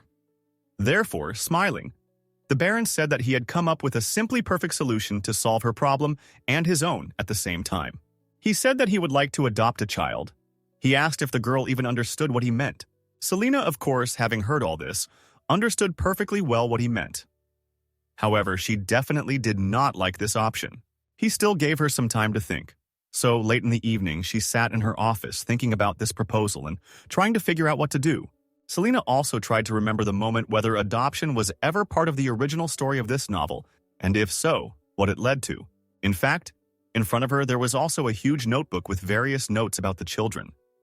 After all, Chuck had prepared detailed information about everything for her. The first thing there was information about Glue. He was 10 years old. He was cheerful, had a strong sense of pride, and loved Ren most of all. His favorite food was oatmeal. The second information was directly about Ren. She was the same age, she was Clay's closest friend, and like a sister for Rhodey who always followed her, her favorite food was also oatmeal. Then there was information about Rhodey. He is 7 years old. He is the youngest but behaves like an adult and rarely cries. Sometimes he could compete for attention with Glue. Ren's favorite food was soup. There was also very little information written there about Chuck. He was 14 and he didn't write anything else. And finally, she saw information about a child unknown to her, whom I brought her food to the director's office. It was written there that her name was Eddie. She was 10 years old. She was the last girl admitted. The girl, hearing her name, was finally glad that at least she could now know something about this child. But the girl herself did not understand why Eddie did not appear at all in the narrative of her book. But Selena suddenly thought about it and realized that this name could have probably slipped through in Ren's adult memories. For example, when the girl grew up, she talked about how Eddie was adopted by the Baron's family. And now the girl finally began to understand everything and about adoption in the original story and about these. But before she could think of anything else, suddenly the door to her office opened and it was just that. She asked the headmistress if she could go inside. The girl of course allowed her to do this. She sat her down on the sofa and saw how afraid the girl was because she didn't even look anywhere except straight ahead. In the meantime, she prepared cocoa for her and told the girl to drink it and not to be afraid. This drink was very tasty and she should like it. Edie thanked her, but she still continued to sit and remain silent. The girls were clearly uncomfortable. Selena also began to worry a little. She was wondering what had happened. Since the girl had come to her in the middle of the night, she patiently continued to wait until she was ready to share. I tried the cocoa, and Selena immediately asked if she liked it. The girl replied that it turned out even better than when Chuck made cocoa for them, so she thanked the headmistress for the drink. After she finished drinking, she finally spoke on the matter. She said that she accidentally overheard their conversation with the Baron.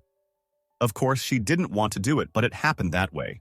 Lowering her head down, she quietly said that the Baron had said that he wanted to adopt a child.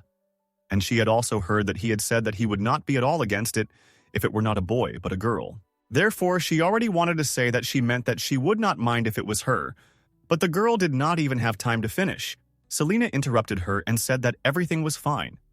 She asked if she really wanted to go to the Baron's estate, and that's why she came to her. Eddie still apologized and said that for someone like her to be so self-confident was too much. The girl at that moment thought about the fact that if she were placed in a noble family, she would be able to live with absolute financial security. However, that Baron is a truly terrible person.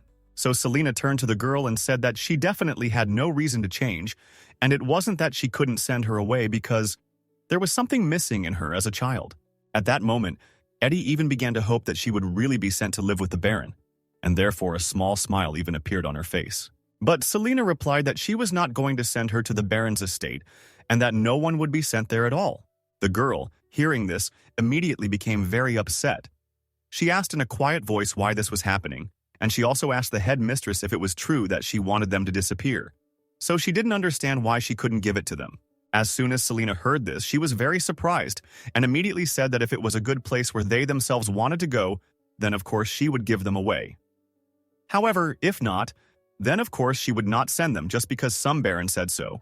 After that, she turned away from Eddie and said that she would not do this because they are children whom she is obliged to protect. And if she thinks that some place will be unsafe for them, then of course she will protect them from him. That's why she told the girl to go back to bed because it was already late. Edie still asked if it was really impossible. She still wanted to go there. But soon she realized that it was best for her not to argue. So she bowed before the headmistress and asked for forgiveness for disturbing her so late, after which she began to run back to her room and generally regretted that she had come. Selena was very upset as soon as she saw how disappointed Eddie was because of this. Her heart was literally breaking. However, she could not do anything about it because she knew that it was the right thing to do. She did this because in the original story there was a scene where the adult child recalled it with regret that Eddie was installed by the family as a baron. But soon after that, they heard the most terrible news. And these news were telling about how Eddie died from the sadistic behavior of this perverted baron. People then did not understand what would have happened if they had paid more attention to this matter and not allowed this baron to take the girl. They thought that perhaps she would have even lived. Therefore, of course, knowing this information, Selena could not send the girl there, even if for some unknown reason she really wanted to get there. Of course, the baron's words were quite plausible. The lonely old age of the heir's family, and then later he also added, adoption. All this really sounded quite normal. But the fact that he said that it could be the girl should have alerted the universe that in the original story, Eddie was sent up for adoption because she wanted it, just like now. Her character, of course, sent the girl there without thinking because she was happy that in this way, she would be able to pay off all her debts without even straining herself too much. Soon after the girl was placed in foster care and adopted, Eddie was found dead. However, the children at the orphanage found out about this much later. But Eddie's desire to leave was not only due to the increase in her social status, it was quite obvious. She had quite a strong feeling of isolation from all the other children in the orphanage. She was always the only girl who couldn't fit in with everyone else. She had just recently arrived at the orphanage, and Eddie probably couldn't get along with the other children who had been together for many years. So at some point, she simply despaired and stopped fighting.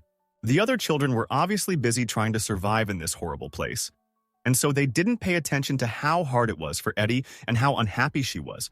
Of course, Selena knew perfectly well that the girl was now very disappointed. However, knowing all this, she could not simply send the child to death, so she was going to do what would be best for her. She believed that it was not too late.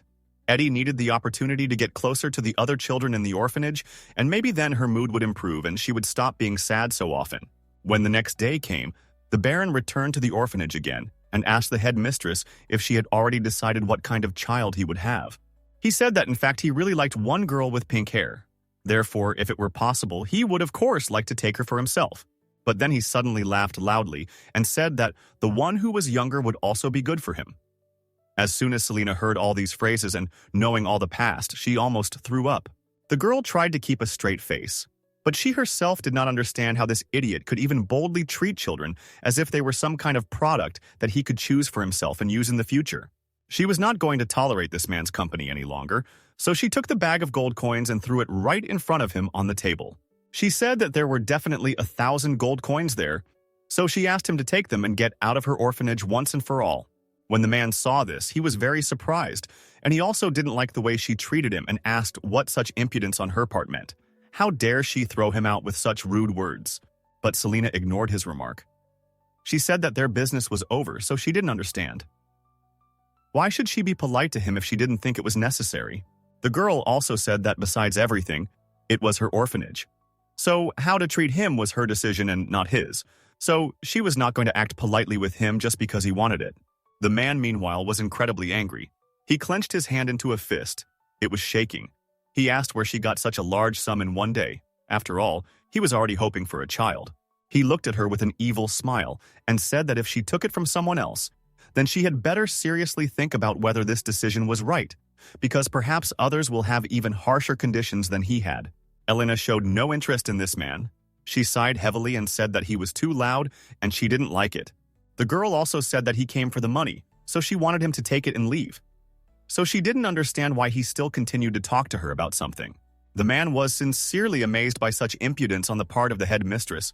He did not understand where she had picked up such words at all. After all, before she had spoken to him in a completely different way. The universe then thought about the fact that in fact, they had the same title and even a ruined nobleman still remained a nobleman until he was stripped of his title. So she did not understand why he considered himself higher than her. Then she looked at her watch and thought that it was almost time to feed the children, so she had to kick this man out as quickly as possible so as not to be late. The girl stood up and, coming closer to him, said that in any case the debt was repaid since their affairs were completed.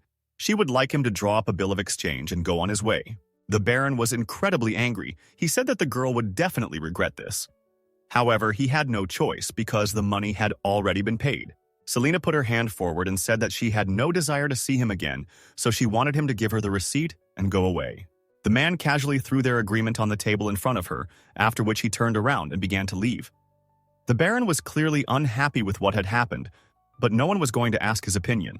The universe, as soon as it saw that he had left, was incredibly pleased. It was indeed able to pay off all the debts, and now it needed to prepare lunch for the children so that they would not be too hungry. At the same time, the glue suddenly burst into the room and addressed all his friends because he had fresh, very important news. As soon as the guy stopped, he immediately started shouting, saying that the headmistress was behaving very strangely.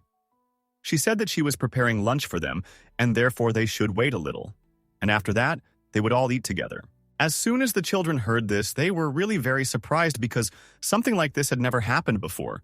So it was very unusual for the headmistress to behave like this. Clay wondered what she was trying to do. So he assumed that she wanted to poison their food or something like that, which made him very scared. But then suddenly Chuck appeared behind him. He turned to the guy and told him not to say such strange things, and definitely not to scare all the other kids with it. Clay started arguing with him and said that it was still very strange that the girl suddenly decided to cook food for them. This had never happened before, and he didn't trust her and wasn't going to trust her. Chuck sighed heavily and said that it was indeed true that the headmistress had been acting differently lately. She had been buying them various snacks, toys, and even clothes. It was completely unlike her. Then Ren suddenly spoke up. She agreed with them and said that perhaps the girl really had changed and was trying to do better. And that was why her behavior seemed strange to them.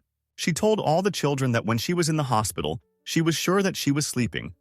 But she heard the headmistress say that she would protect her at any cost, so she assumed that this was exactly what she meant, that the woman really wanted to take care of them. Ren said with hope in her eyes that the way she behaves now, and even the way she talks, is definitely different from her previous versions.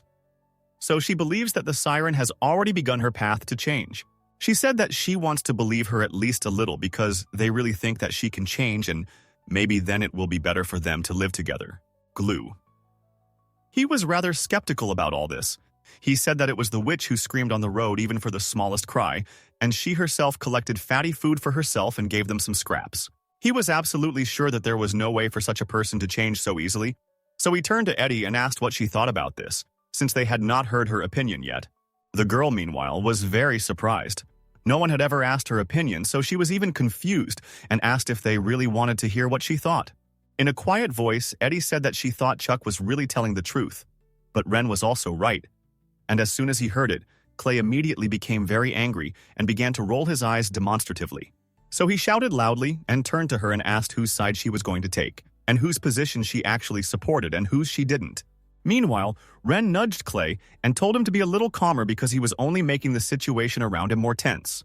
The guy sighed heavily but finally calmed down and said that all of this simply irritated him, and that was why he couldn't keep his emotions to himself. Eddie, who was standing in the corner at the time, thought that compared to all the previous roses, the headmistress was no longer angry with them and never hit them. However, she was not sure whether the woman really apologized as much as Ren thought. I thought that the girl always spoke as if she was constantly irritated. However, recently, the headmistress had been really very kind. Previously, Selena always wanted to be as far away from Eddie as possible. But now, even when she invited her to her place, she made her very tasty cocoa and always spoke politely, tried to listen. This was really not like her. So eventually, Eddie decided on the person she wanted to agree with and said that she believed that Ren was indeed right. She decided to support her point of view. Lowering her head down, she also said that of course she was not completely sure of this either. However, it really felt like their headmistress had changed recently, and these changes were for the better. After that, she asked for forgiveness for the glue. The guy was very surprised. He did not understand why she was apologizing at all because she did not do anything like that. She just said her point of view. So he replied that she was just sharing her thoughts, so she definitely didn't need to apologize, and asked that she eventually stop worrying about what others might think. Clay explained to the girl that if she continued to hide like this, it would seem to him that he was making fun of her, and the boy certainly didn't want that. Ren, meanwhile, looked at him with a syrupy gaze and said that he had never actually bullied anyone and asked if it was true. As soon as the guy heard it, he immediately became wary. He didn't understand. Could she really even think about it? Well, the girl smiled and replied that she was just joking, so he didn't need to take it to heart. Meanwhile, in the kitchen, Selena had just finished cooking dinner, and as soon as she tried it, she was delighted because it turned out really delicious. After everything was finished, she turned to the children and said that the food was ready, so she asked them to come down as quickly as possible before everything got cold. The children gradually began to leave and go down. But Clay continued to argue with Chuck because he still thought that there might be something poisoned there and said that they should be careful. Ren was the last one to leave. She suddenly noticed that Eddie was standing in place and waiting for them all to leave so that she could go herself. But she turned to the girl, extended her hand to her, and suggested that they go down together.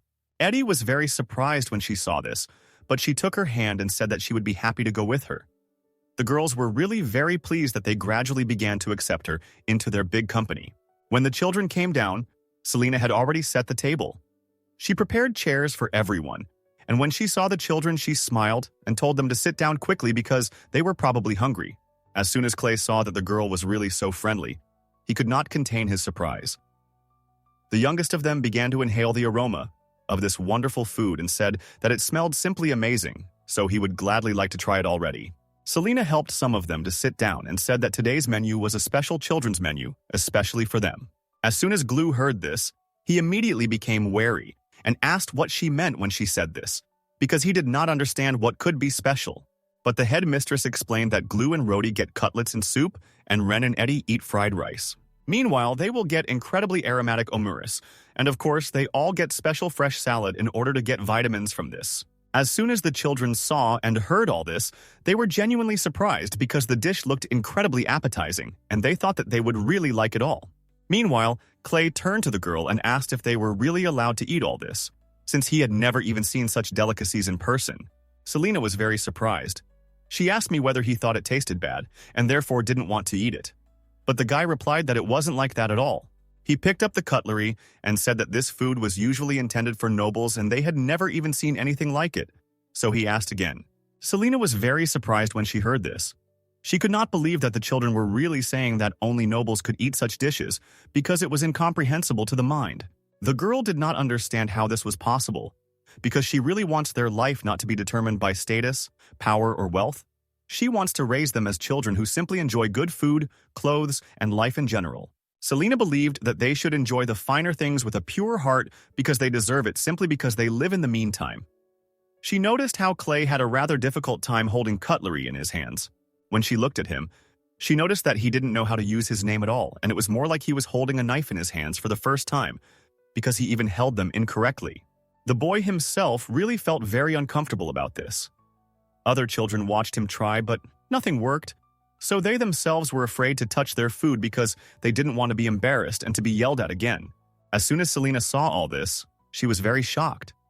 She understood that they couldn't even eat normally because they were busy watching her. Selena understood perfectly well that they were worried that the food was unsafe and that she could have put something in there, so they were watching to see if she would start eating it, to check if everything was okay.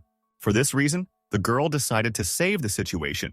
She clapped her hands and said that she had completely forgotten one very important thing. Selena replied that she still had some issues to take care of in her office, so they could eat without worrying about anything, and that she would be back soon. As soon as the girl went upstairs, she thought that, of course, everything couldn't have gone perfectly on the first try. She was happy that they even came down and sat down at the table. After all, they could have even refused this. When it came to this, Selena suddenly realized that she would have to cook often in order for everything to be more natural, and so that for them it would no longer be something unusual and strange. In addition, she would like to make different dishes so that the children would learn as many different cuisines as possible. However, she unfortunately now did not have the money for all this because she had paid off that huge debt. Of course, she couldn't have imagined just a day ago that in just one night she would be able to lose a whole 1,000 gold coins that would have really been very useful to her during all this time. The girl headed towards the sofa and thought that the amount that she had left now was only 108 gold coins, and this was very little for normal survival. Even if Selena did the renovations in the orphanage herself, she would still need materials, and the minimum expenses for everyday life were no less than 3 gold coins. It was also necessary to take into account the costs of education and food for children. No matter how Selena saved, in any case, she only had money for 6 months. For the rest of the time, she had no more finances left. And this is taking into account that she would try to minimize expenses.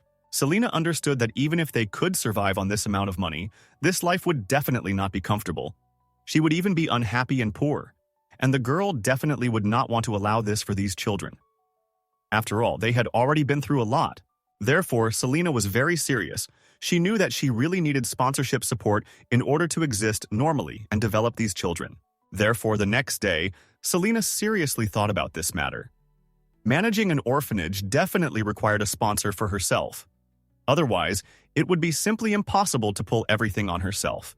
However, since the original Selena had mismanaged the orphanage, the Empire's support had been cut off long ago and no payments were made. But Selena was very happy that at least the smallest sponsors did not run away from them. Otherwise, everything would have fallen apart long ago, and the orphanage would really have to be closed. But this was catastrophically insufficient, so the village needed a stable and regular source of sponsorship. In fact, she even considered one pretty good version, namely, she knew one person who, according to the original story, was supposed to become the adoptive father of Glue. And this was also the man who would make Clay the emperor. So he was a very influential person with a lot of extra financial resources. Therefore, the girl was very happy that she knew the plot well because she decided to place bets on him and hoped for the best. She thought that perhaps he could help. She sat at her desk early in the morning and wrote a letter. The girl understood all the risks perfectly. After all, if this plan fails, it could even cost her her life. But despite all this, the girl was ready to take such a risk. Because if this plan works, then this person will become a reliable sponsor from whom she can ask for a sufficient amount of funds. For this reason, Selena wrote the letter, sealed it, and sent it, hoping for the best. And when it was already getting a little dark outside, the man finally got the letter, he read it, and was really very surprised. The man was interested and thought that the girl was very fearless since she went on this adventure. So the man turned to his assistant and asked him to find as much information as possible about Selena Ferrut and bring her to him after that. Meanwhile, Selena was in the kitchen. She picked up the food and thought about what they would eat for dinner. Well, after some time, a fair-haired man suddenly drove up to the girl at my shelter, who just happened to be the assistant of this very expected sponsor. The man came out into the street and, bowing, introduced himself as Rick Herman and as the assistant to His Highness Duke Creeman. Smiling happily, the guy said that he had come to deliver to her a response from His Highness to the letter that she had recently sent him. Elena took the letter that was handed to her in her hands. She thought that she had only sent her letter yesterday, so she did not expect to receive a response to it so quickly, and because of this, she was very surprised. For some time they stood like that, just looking at each other. After that, the girl finally dared and opened the letter to see what kind of answer was waiting for her there. At the same time, the children also went outside to see what was happening. After all, they heard some noise and saw a rather expensive carriage that drove up to him. Rika turned to the girl and said that she could immediately read the letter and give him her answer right away so as not to delay. Of course, Selena. This is exactly what she expected, because there were always very busy people there. She began to open the letter and thought that the man would definitely behave quite carefully in case she tried to come up with something illegal. As soon as she opened the letter, she immediately saw rather neat handwriting. It was written there that the man wanted to talk to her personally. If she shared his thoughts, she should get into the carriage he sent and come immediately. As soon as Selena saw what Dietrich wanted from her, she was very surprised. His assistant said that His Highness was already waiting for the head mistress, so she should give her answer as soon as possible. And he patiently asked what exactly she wanted to do. At that moment, the girl thought that she had no reason, of course, to avoid all this. In fact, this is what ultimately happened, the situation she had hoped for. So, without thinking twice, Selena looked at Rick and said that of course she played to go. The man expected approximately this kind of answer, so he stepped aside a little and told the girl to sit down in the carriage, but Selena suddenly asked him to wait for her for a little while longer. The girl turned back and said that before she left, she first had to finish one thing, so she couldn't just leave. The girl turned around and started heading straight towards the children who saw that they had been noticed. Rick was a little surprised. He thought that the girl would immediately get into the carriage, and he would not have to wait any longer. But of course, he could not do anything about it, so he simply remained where he was. Selena, meanwhile, turned to all the other children and told them not to go outside unless absolutely necessary and not to touch any dangerous objects under any circumstances. The girl explained that she had managed to make sandwiches, so if they got hungry, they could eat them, and asked them not to eat a lot of cold food because it could upset their stomachs, so it was best to warm them up. She still didn't stop receiving them. The girl said that if an unfamiliar person asked to let them in, then they should not have opened the door under any circumstances, no matter what happened. She was about to say something else when suddenly the glue couldn't hold up, and he shouted loudly and said that they understood everything so she didn't have to continue. As soon as Selena saw his reaction, she was very surprised because even before, Glue had not shown any emotions at all around her. But then suddenly he allowed himself to be angry. She considered this to be progress. The girl suggested that this meant that he felt a little more comfortable with her. And for this reason, he allowed himself to show various emotions.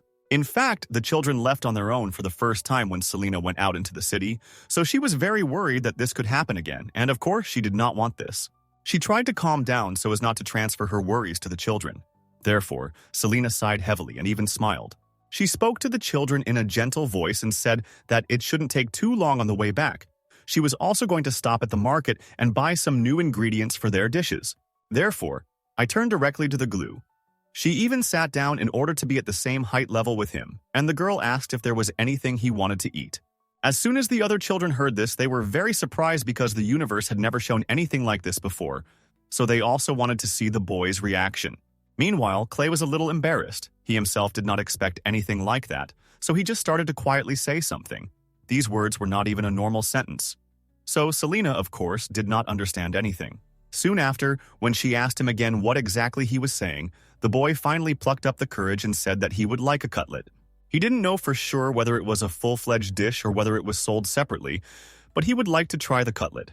As soon as Selena heard this, she simply beamed with joy and asked with hope in her voice if he really liked the cutlet she cooked last time so much, and that's why he wanted more. The boy felt very awkward. He didn't look at the girl, but he said that she really was not bad, but he had never eaten food like this before, so he wanted more. He explained that it wasn't because it was mega delicious. It was just exciting, and he wanted to taste it more closely in order to understand what exactly it was made of and what spices it had in it. Then Selena said that of course she would do everything. After that, she turned to the other children and asked if they would like something special as well. The youngest of them said that he would like to eat what Chuck ate last time. It looked very appetizing, so he asked to try it then, and he really liked it. Selena immediately understood what exactly he meant. He was talking about Morius. After that, she turned to Ren and Eddie asking what they would like this time. Eddie was a little embarrassed. She really didn't know what to answer, so Renner decided to take the initiative. Ren smiled happily and asked if Eddie would like to have them eat fried rice together again. As soon as the girl heard this, she was also even more embarrassed. She looked at her new friend with distrust and asked if this would really be normal, because she doubted it. But Ren smiled happily and said that of course everything was fine after that. She asked if Andy would like something else, but the girl immediately replied that she didn't need anything else and that she had liked fried rice back then. Selena, who was watching everything that was happening at that moment, was sincerely surprised because she believed that Eddie and these children would need her help so that they could become a little closer to each other. However, in the end, it turned out to be completely wrong. The girl did not understand. Since when did Ren and Eddie become so close? And from the reaction of the Glue, one could understand that he was also surprised by this. In fact, she was very happy with what happened because life in the orphanage became much easier. But she definitely did not expect to see the fact that changes could happen so quickly. She underestimated children in a sense. The children talked to each other for a while. Then Selena noticed Chuck, who was standing to the side with a very sad expression on his face. He didn't even join in their conversation, as if he felt like a stranger. She thought that he had been very worried from the very beginning as soon as the Duke's carriage arrived, and it was very clearly visible on his face. She also assumed that he probably thought that the Duke's Creeman family was connected to this place, and that was why he was so worried. So she decided to save this situation a little. The girl came closer to him and turned to Chuck. In a quiet voice so that no one would hear them, she said with a smile on her face that he should not worry about anything. The girl explained that no matter what happened, she would continue to protect them all, so they didn't have to think about any problems at all. As Selena sighed heavily upon hearing this, she then thought that it was very sudden. However, she really wanted to say at least something to calm him down, so the boy became a little wary because he had not expected anything like this at all. But the girl then decided to change the topic of conversation so that he would feel more comfortable and asked what dish he would like to eat. Chuck was silent for a while, but then he looked away from the girl. He said that he would like to eat an omelet and rice. Smiling happily, Selena said that she would be happy to prepare all these dishes as soon as she returned. After that, she asked Chuck, since he was the eldest, to look after the children while she was gone. The boy did not object. He simply nodded his head in agreement and did not even say anything about it. After this, Selena finally got into the carriage, and after a few hours, they finally arrived at the Duke's estate. When the girl got out of the carriage, she was very surprised by the size of this estate, because she knew that the Duke was rich. But she had no idea that it was that rich. His garden was incredibly wide. She couldn't even see the end of it. However, it was really well maintained. It was obvious that professionals had worked there. The mansion itself was, of course, impeccable. There was a feeling that it was similar to the old castle in which various noble people lived. She also became interested in whether a man would also match this mansion and look so luxurious. Rick immediately turned to the girl and told her to follow him. He would take her to the Duke. They entered the palace, where they were immediately met by the maids at the entrance. They bowed and greeted the man and the girl, and they simply calmly went on. Selena was a little worried because she finally had to meet him. However, she didn't know how he would react to all this, and because of this, she was very nervous. In fact, the reason she chose this man as a sponsor was not only because his house was the only one that competed with the Imperial family. That's also because one day, he was supposed to become the adoptive father of Glue, and the one who would make him emperor. So this man played a very important role in the boy's life. Selena figured that there would be no problem. If she could create a connection between the two of them a little earlier, if they could maintain a good relationship, then that person would be able to protect their orphanage in case of an emergency. Selena believed that she would succeed because, thanks to the original story, she knew exactly what to say to this man in order to make a successful deal with him. So she tried to be calm. After the door opened, Rick turned to the Duke and said that he had brought Selena from the orphanage. The man immediately told him to let her in. Then the girl went inside and saw the most popular man in the empire and also the most handsome man. It was Duke Dietrich. He was a rather handsome man with black hair and golden eyes. And as soon as the girl saw him, she was speechless for a while because she had imagined him completely differently. She couldn't believe that even a minor character who had practically no connection to the main man of the story could be so stunningly handsome. Also, when she looked at this man, she realized that he did not at all look like someone who could calmly kill enemies on the battlefield. And because of this, she became even more wary. The man spoke to her first. He said that he wondered what idiot dared descend. Well, now that he saw her in person, he noticed that she turned out to be even more ordinary than he imagined. As soon as Selena heard this, she did not understand what he meant. But she also thought about the fact that, in fact, he did not look so unusual. It was unusual for her because she ended up in this place with a completely different life. But Selena reacted to this completely calmly. She came closer to Dietrich and asked if this meant that he was disappointed that she was not as impressive as he imagined. The man was silent for a while. He decided not to talk about this topic anymore, so he asked her to sit down because he wanted to discuss why she came. Selena sat down opposite him, while Rick brought them hot tea and some small treats. All this time they just sat silently and looked at each other. It was indeed a very tense atmosphere in which even Rick himself felt uncomfortable, but he couldn't leave, so he just stood and watched what was happening. Selena herself felt uncomfortable at the same time. She didn't understand if she had really come to some kind of battle about who would watch longer or be angrier. Of course, she wasn't interested in that. She had met quite a lot of different types of people in her past life, so she certainly wouldn't be alarmed or surprised by such views. Selena wasn't afraid of him at all. She knew what she wanted, and so she was going to achieve it with a cold mind and determination. And then, after some time, Dietrich suddenly took out a small letter. He said that this was the letter that he had sent. The girl saw a neatly folded, mint-colored envelope and did not understand what he meant, so she decided to open it and see what was inside. It was written there that at the present time, I am most concerned about a specific question, and he knew the answer to it. If she wanted this answer, then she should have asked him. Selena did not understand at all what he wanted from her. However, she asked him to answer her. But the man continued to speak in riddles and told her to answer what was bothering him. What should the answer be? He also wanted to know how exactly she figured out all this. Selena had been sitting and looking at him all this time, trying to figure out how to act in a situation like this. But then she sighed heavily and said that before she told him the answer, she had one more condition that she wanted to be met. The man was a little wary. However, he asked what the condition was. He was really interested in this. Selena asked him to become a sponsor of her orphanage. Dietrich suddenly became very surprised and asked if she had really arranged this whole adventure just so that he would become their sponsor. She was already starting to worry a little because she understood that she really needed him to agree. So she said that this simple, as he called it, sponsorship, for his information, was like the difference between life and death, especially for children. At that moment, she thought about the fact that there really were children who were starving without this support and children who were not able to recover in time because of their illnesses, and she was just one of those children. Selena knew from her own bitter experience how hard it is to live without support in shelters, and it is for this reason that she would like to get it at any cost for these unfortunate children who have been through so much. Dietrich, having heard what she said, thought about such conditions for some time. He did not know whether he should agree to this, but soon, sighing heavily, he said that his comments would be impossible, so he would like to change his question. He asked why she was looking for him in the role of this sponsor. He explained that she could ask the emperor or any other nobleman for this, so he wanted to know why she chose him. Selena was a little surprised by such a question, but she said that it was all because the Duke was the strongest and kindest person she had ever met in her life. And as soon as the guy heard this, he was genuinely surprised because no one had ever said such words to him before. For this reason, Dietrich was interested in one of the reasons why she was able to make such a conclusion at all, because he had never even met her personally, and therefore she did not know what kind of person he was. But the girl answered quite calmly that he could call it just intuition on her part. The universe explained that she might not look at people in the best way.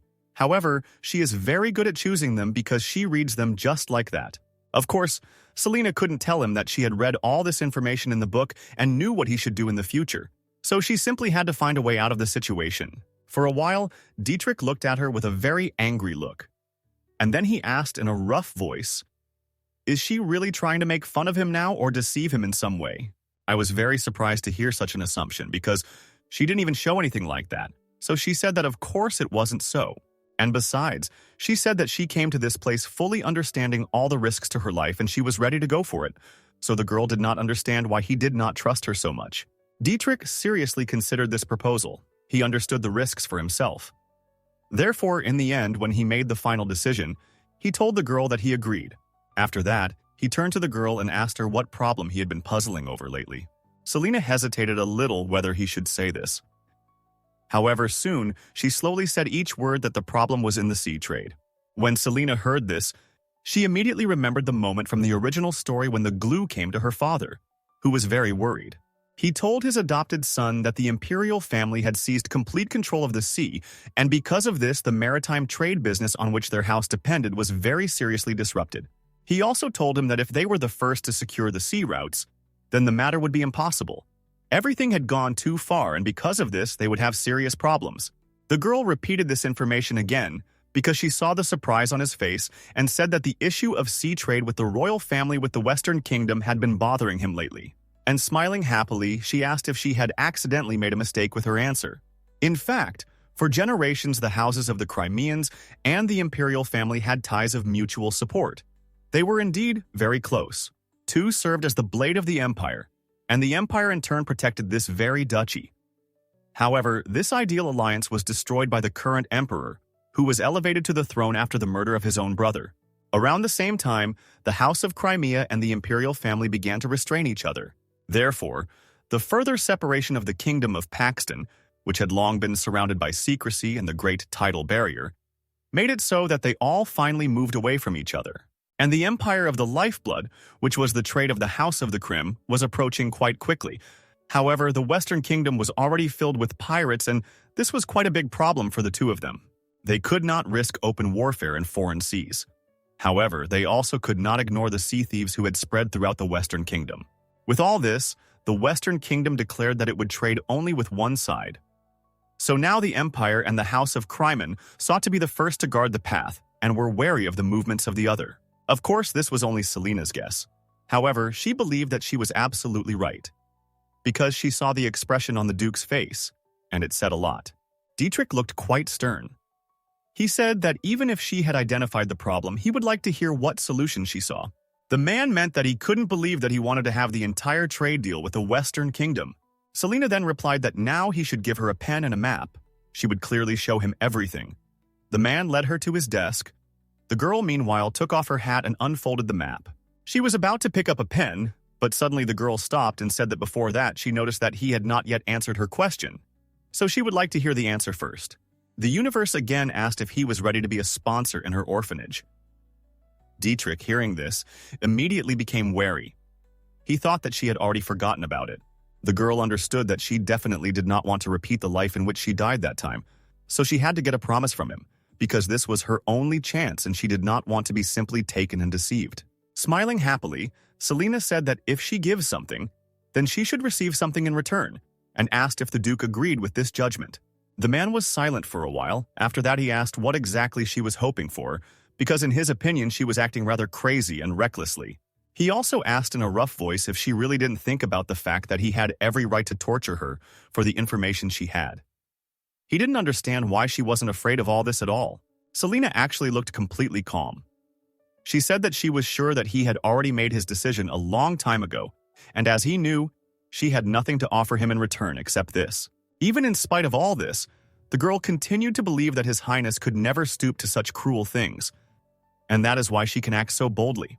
Dietrich then thoughtfully said that the girl spoke as if she had known him for a very long time, and because of this she began to attract him even more, because he did not understand how she could be so confident in everything. Rick, who was standing behind, was also very wary. He thought that this was all very strange and unreliable. He assumed that Selena had probably heard various rumors about the Duke. However, he did not understand why in that case she continued to be so brave and fearless. After all, if she knew these rumors, she would only be more afraid. He was called a ruthless king of the battlefield who showed no mercy to his enemies. He was indeed a deadly duke who was feared but respected by everyone around him. The empires do revere him and remain loyal, but they also fear his power and might incredibly much because they understand that one wrong move and they are finished. All the people in the empire truly believe that he is a blood-mad monster and might one day turn his blade against his own people, so they don't dare speak their true opinion if there is a chance that he won't like it. Their Duke Raymond is a real beast without blood or tears. He knows neither mercy nor forgiveness, and many rumors speak about this. Rick was very worried because he knew that the girl had probably heard all these rumors, but he still did not understand why she was so bold. Answering the Duke's question, Selena smiled happily and said that at least she knows that he is not the person everyone says he is. He is completely different. That is why she can at least be sure of this. Then the man asked her to let him ask one more thing. He asked what she would do if he refused her request. At that moment, the smile disappeared from Selena's face. She said that she would immediately destroy this estate and head straight to the Imperial Palace in that case. Dietrich was now absolutely sure of her words. He understood that it was not just manipulation on her part. She knew the relationship between his family and the Imperial one, so she could really be absolutely sure of her actions. He knew that this could be really problematic for him, but he didn't understand exactly how much she knew, so he was even more afraid of this girl. Therefore, after a short silence, Dietrich said that he had his own condition, and the girl was ready to listen to him about this, so she told him to speak. The man replied that if this deal went through, she should never tell a single living soul what had happened. He also wants the information she provides to be kept from any other soul. Selena listened carefully to his request. She thought about it for a while, but since this deal was too profitable for her, she could not refuse it and agreed to it on his terms. Dietrich said that in that case he was also ready to accept her offer, and so they made a deal that was beneficial to both parties. As soon as Selena finally heard this confirmation, her eyes sparkled with happiness because this was truly the best sign for her. She had finally managed to get Duke Kryman to sponsor her shelter, so she was incredibly proud of herself. Unexpectedly for the man, she suddenly walked around the table to the other side and came quite close to him. Selena looked him straight in the eyes and with a smile on her face, she spoke again. Without taking her eyes off him, she said that she would just like to ask that the sponsorship continue until all the children in the orphanage are able to live independently after they have scattered into their adult lives. He can stop giving money. And also, if the information that she gives him turns out to be true, then she wants written commitments regarding sponsorship that will be recorded and sealed according to all laws and regulations so that she has guarantees. Finally, Selena also asked him not to ask where she got this information from. After all, if it turns out to be a lie, then he can do with it absolutely whatever he deems necessary. This meant that the girl was absolutely confident in her information, which is why she returned to her desk again. Dietrich followed her and asked if this really meant that all she needed was just this deal and that was it. Smiling happily, Selena said that this was exactly how it was, after which she began to draw some lines on the map, thereby fulfilling her part of the deal. At the same time, the girl said that in fact, even if she kept this information to herself, it would not have been of any use to her, so he could not worry about it at all. She also said that if it meant a few happy days for the children, that would be enough for her. The man was genuinely surprised by her statements. However, he said that he understood everything. After that, the girl began to examine the map in detail so as not to miss anything. Dietrich believed that she was trying very hard, because there are parents who don't even do this for their own children.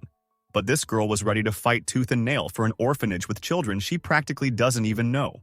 He thought that Selena was a rather strange woman. However, she definitely interested him because he thought that she had quite a strong character. In fact, this story also had an additional book that talked about various knowledge and historical moments. So Selena was very impressed by the author's thoroughness, and that she herself could study additional materials in order to dive deeper into this world. She was really interested in learning the various details of their story, and now she had to remember how it all looked in great detail in order to finally get what she wanted. She read the whole book then, even several times, so the information was remembered in her head. She studied the traces of key figures, the planning of capital tasks, and even the trade routes that were drawn on a separate map in that book. So Selena began to use her visual memory and drew various circles and stripes on the map in order to mark all the necessary moments for the man. After some time, she wrote down all the necessary information there and said that this was all she could remember, so she was already finished. As soon as the man looked at it, he was sincerely amazed. He couldn't even contain his surprise and said that it was amazing. The man looked at the map, which now had new symbols marked on it, and could not believe that Selena had even marked the pirate territory and those deadly profits of his along the coast. It was fantastic accuracy. He took the map in his hands and began to study it carefully. The man was very happy with the work done and said that if this was all really accurate information, then it would give him a lot. Selena, meanwhile, just stood in front of him and watched. In fact, when the House of Crimen will provide this deal, then even the royal family will not be able to fight them and therefore just submit. The girl turned to the man and said that if he doubted, he could always, of course, check it himself. But she also gave him the opportunity not to give sponsorship money until he was absolutely convinced that she was right. Dietrich, as soon as he heard this, looked at the girl for a while. He could not believe that she was really giving him such a choice. However, he turned to Rick and asked him to bring everything he needed to the office. And so, after some time, a completely ideal contract was drawn up. A seal was even placed there to certify it in this way as well. He made a copy of such a contract and gave it to Selena. He said that it should have been kept by her. After that, he asked if it was true that this was all she needed at that moment. The girl happily smiled and thanked him. She said that that was all. And she thought that she had really received that very signed sponsorship commitment with the Crimen family coat of arms. It was a very important document. After that, she made a curtsy and asked his forgiveness for taking up so much of his time. After that, she said that the children were probably already waiting for her, so she needed to go back already. The man did not object, however, before she left. He said that if the information she gave was true, then he considered her a benefactor of the Crimen house. And of course, he would be incredibly grateful to her for this. But as soon as the girl heard that she had now received such an incomprehensible status, she asked what it meant. There she had never heard before, but the man did not explain to her. He only said that it was really prestigious. Selena, smiling happily, said that in that case it raised her shoulders with pride, since it really was prestigious. The next day, the girl began to clean the entire estate while the children ran and played outside. Because it was a beautiful, sunny, warm day, they picked flowers, had fun, and laughed all around. Meanwhile, the girl, having finished cleaning the inside of the estate, decided to do some cleaning on the outside as well. She wiped the windows and patched up various things on the other side. That's when everything was finally cleared out. The girl was incredibly pleased with her work because now it could really feel like a place she could call home. In fact, recently, namely within a month, they had to fix almost everything, and the girl even gilded the ceiling with her own hands because hiring special workers was still very expensive for her. After the ceiling, she also took care of the walls. She repaired them and removed all the mold, replaced the wooden table and chairs, and even laid a tablecloth so that their lunches and dinners would be more beautiful.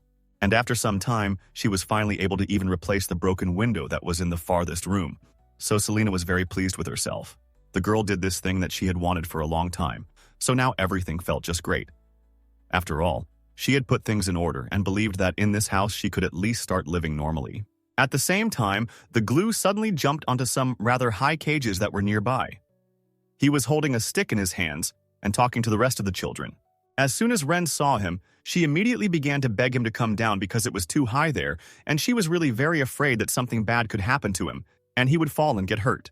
The boy was completely calm. He told Ren that he was okay. There was nothing wrong with that.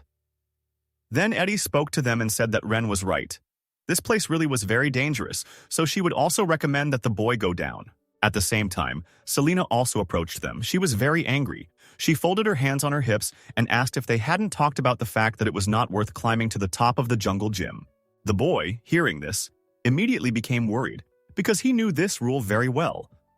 However, for some reason, the boy decided to violate his childhood kingdom. The boy replied that he was holding on quite firmly with his hand, so everything was fine with him. Clay really didn't understand why everyone was yelling at him like that and why they were trying to talk him out of it, because he knew his capabilities, but Selena was still angry. She said that even though he was holding on, this place wasn't getting any safer. She wondered what would happen if he somehow fell from such a height. So she immediately told him to go down, and very carefully, while the glue really didn't want to test her patience, so he started to go down. The girl then breathed a sigh of relief because she was very afraid that he would continue to be stubborn, but she herself did not understand why they had built such a high gym in the backyard because of such rods. The girl also thought that the glue couldn't resist and climbed on it again. This really irritated her because she had already warned him more than once not to climb there because this place was definitely not intended for children. He gradually began to descend. The children who were watching this tried to encourage him and guided the boy so that he really did everything very carefully. Selena meanwhile looked around and wondered where Chuck was. She assumed that perhaps he was inside the orphanage again and reading a book, since that was basically what he had been doing lately. And suddenly, out of caution, Clay suddenly tripped and began to fall straight to the ground. The boy couldn't even manage to grab onto anything, so he just flew straight down. Selena managed to see this in time. She immediately ran up to him and tried to catch him. Miraculously, she was able to protect his head so that he would not hit himself. After all, this blow could have been very serious and dangerous for him. Meanwhile, they immediately ran up and turned to the headmistress and Clay, asking if everything was okay with them because the blow was really not small and the height was high. Lena immediately took Clay by the shoulders. She looked him straight in the eyes and asked if everything was okay with him. And if he was in pain somewhere, the boy was very surprised by her strong concern. For a while, he just looked at her, but as soon as she asked him again if everything was okay, he simply nodded his head in agreement. Then, the girl was finally able to breathe a sigh of relief. She was really very scared and didn't even notice that she had seriously injured her leg in the process. She suddenly stood up and looking at the boy from above said that they had warned him not to climb so high. It was dangerous, and he understood all the risks perfectly well but did it anyway. Clay, meanwhile, was really very upset. He didn't want to let anyone down, much less have them worry about him. The boy looked down and asked her for forgiveness, and said that he was really very sorry that this had happened. As soon as the girl heard that this man had really just apologized to her, she was very surprised, because this was the first time since she had moved into this body. But in order not to scare him, she took it calmly. Selena said that she was very glad that so far he was not hurt. However, in the future, she would really like him not to do anything too risky, because it could end badly in the present. Clay didn't understand why she was so worried about him. However, he said that he understood everything and that he wouldn't do it again. Then Selena decided to shift the children's attention to another topic and said that playing outdoors is very good, but lunch is always better. It was she who turned to the children and asked them to all go and wash their hands and faces inside because it was time for lunch and they had to have a good meal. As soon as the children heard this, they immediately screamed with joy and began to head back to the estate because they were really quite hungry. Selena stood outside for a while longer. She thought that they were all at that age when they just wanted to play and have fun without thinking, so she couldn't take away their fun just because it could be dangerous. The girl decided that she would just have to watch them a little more closely and react as quickly as possible just in case. And then suddenly, when she stood on her foot, she finally felt a strong pain and realized that for her, this adventure was not without injuries. The most important thing for her was that the glue was safe. And she wasn't worried about her leg at all, so she was just going to go and make lunch for the kids. She was very happy that she was finally able to finish the renovation of the children's room inside and out, because it was very important to do this as soon as possible so that the children could live their normal lives. They gradually even began to get used to the new environment in the children's rooms, and everyone became closer to each other. Each helped the other, and this was very important for their own communication. And besides, the girl was very happy with these changes also for the reason that the children began to be closer to her. And this is very important. It was really hard for her to get their relationship to this point, and she was happy that she was finally able to overcome this stubbornness on their part, and at least a little bit make them trust her. She thought that it was impossible to give up, and because she was slowly getting closer to her goal, it all really paid off a few weeks ago. She made it a mandatory rule that they would gather during lunch and talk together. At first, it was really hard. She explained that they can talk about absolutely everything. So she decided to start first and said that she would really like the glue to behave more carefully and stop getting injured all the time. The boy, hearing this, became a little embarrassed, and said that he would try. In fact, at that moment he had a rather small wound on his cheek. However, she was still worried about him. In fact, the person who changed the most during this whole process was not only Eddie, but also Chuck. The very first evening, the guy said that he had no complaints at all. When they had a conversation over dinner, he said that he was happy to have the life he had then. Eddie at that moment was not yet too open to his friend with her voice. When it was her turn, she said that since she was the last one when she came to this estate, she knew that I might find it very difficult to establish communication with them.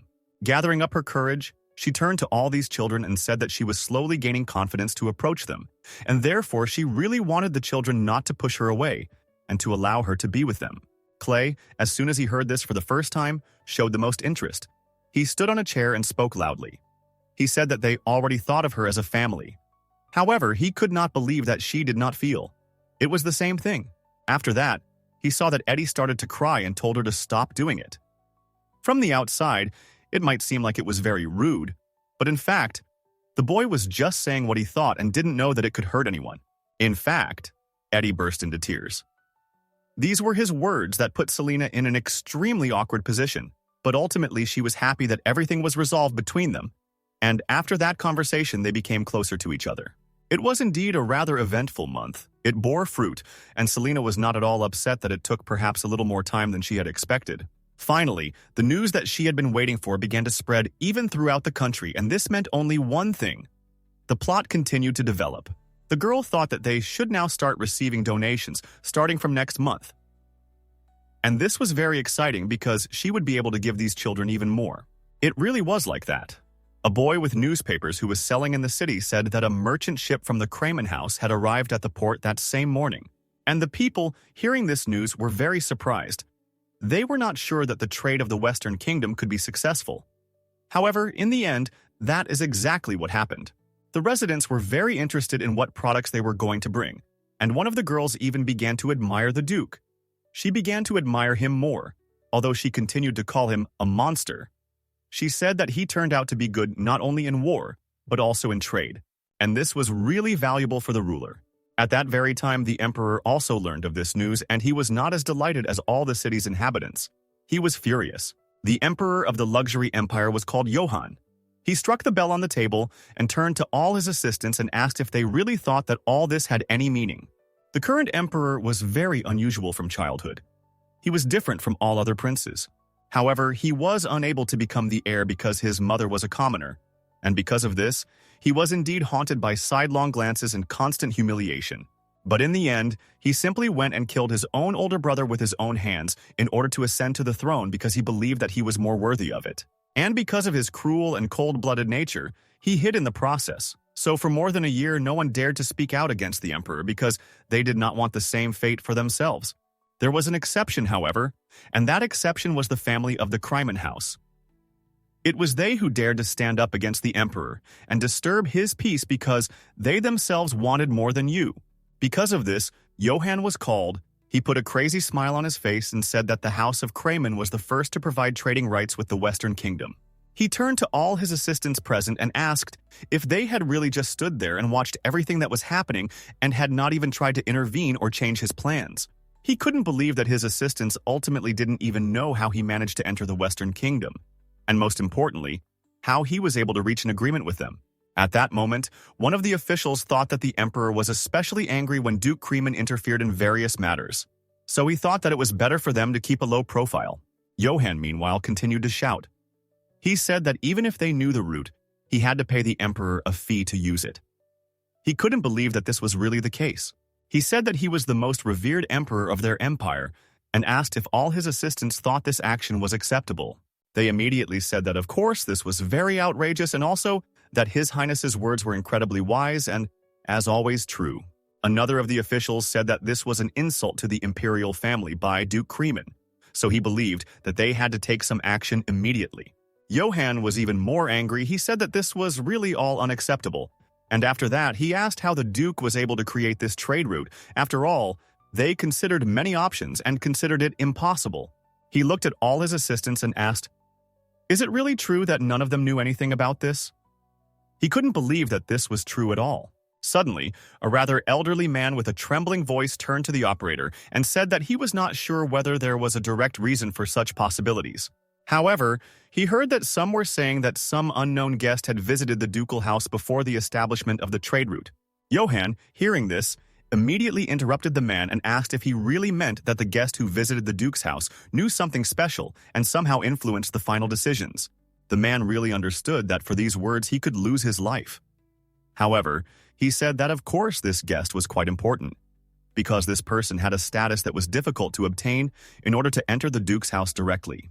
The Emperor then sighed heavily and said that all this upset him very much, so he would like the man to tell him more clear information and not drag it out with these incomprehensible intrigues. And so his assistant finally took courage and said that some people think that this person was the headmistress of the orphanage, which was located on the outskirts of the city. Johann, hearing this, was very surprised and asked how someone like her could gain entry to the Duke's residence. It was simply beyond comprehension, but the man explained that nothing was said about this.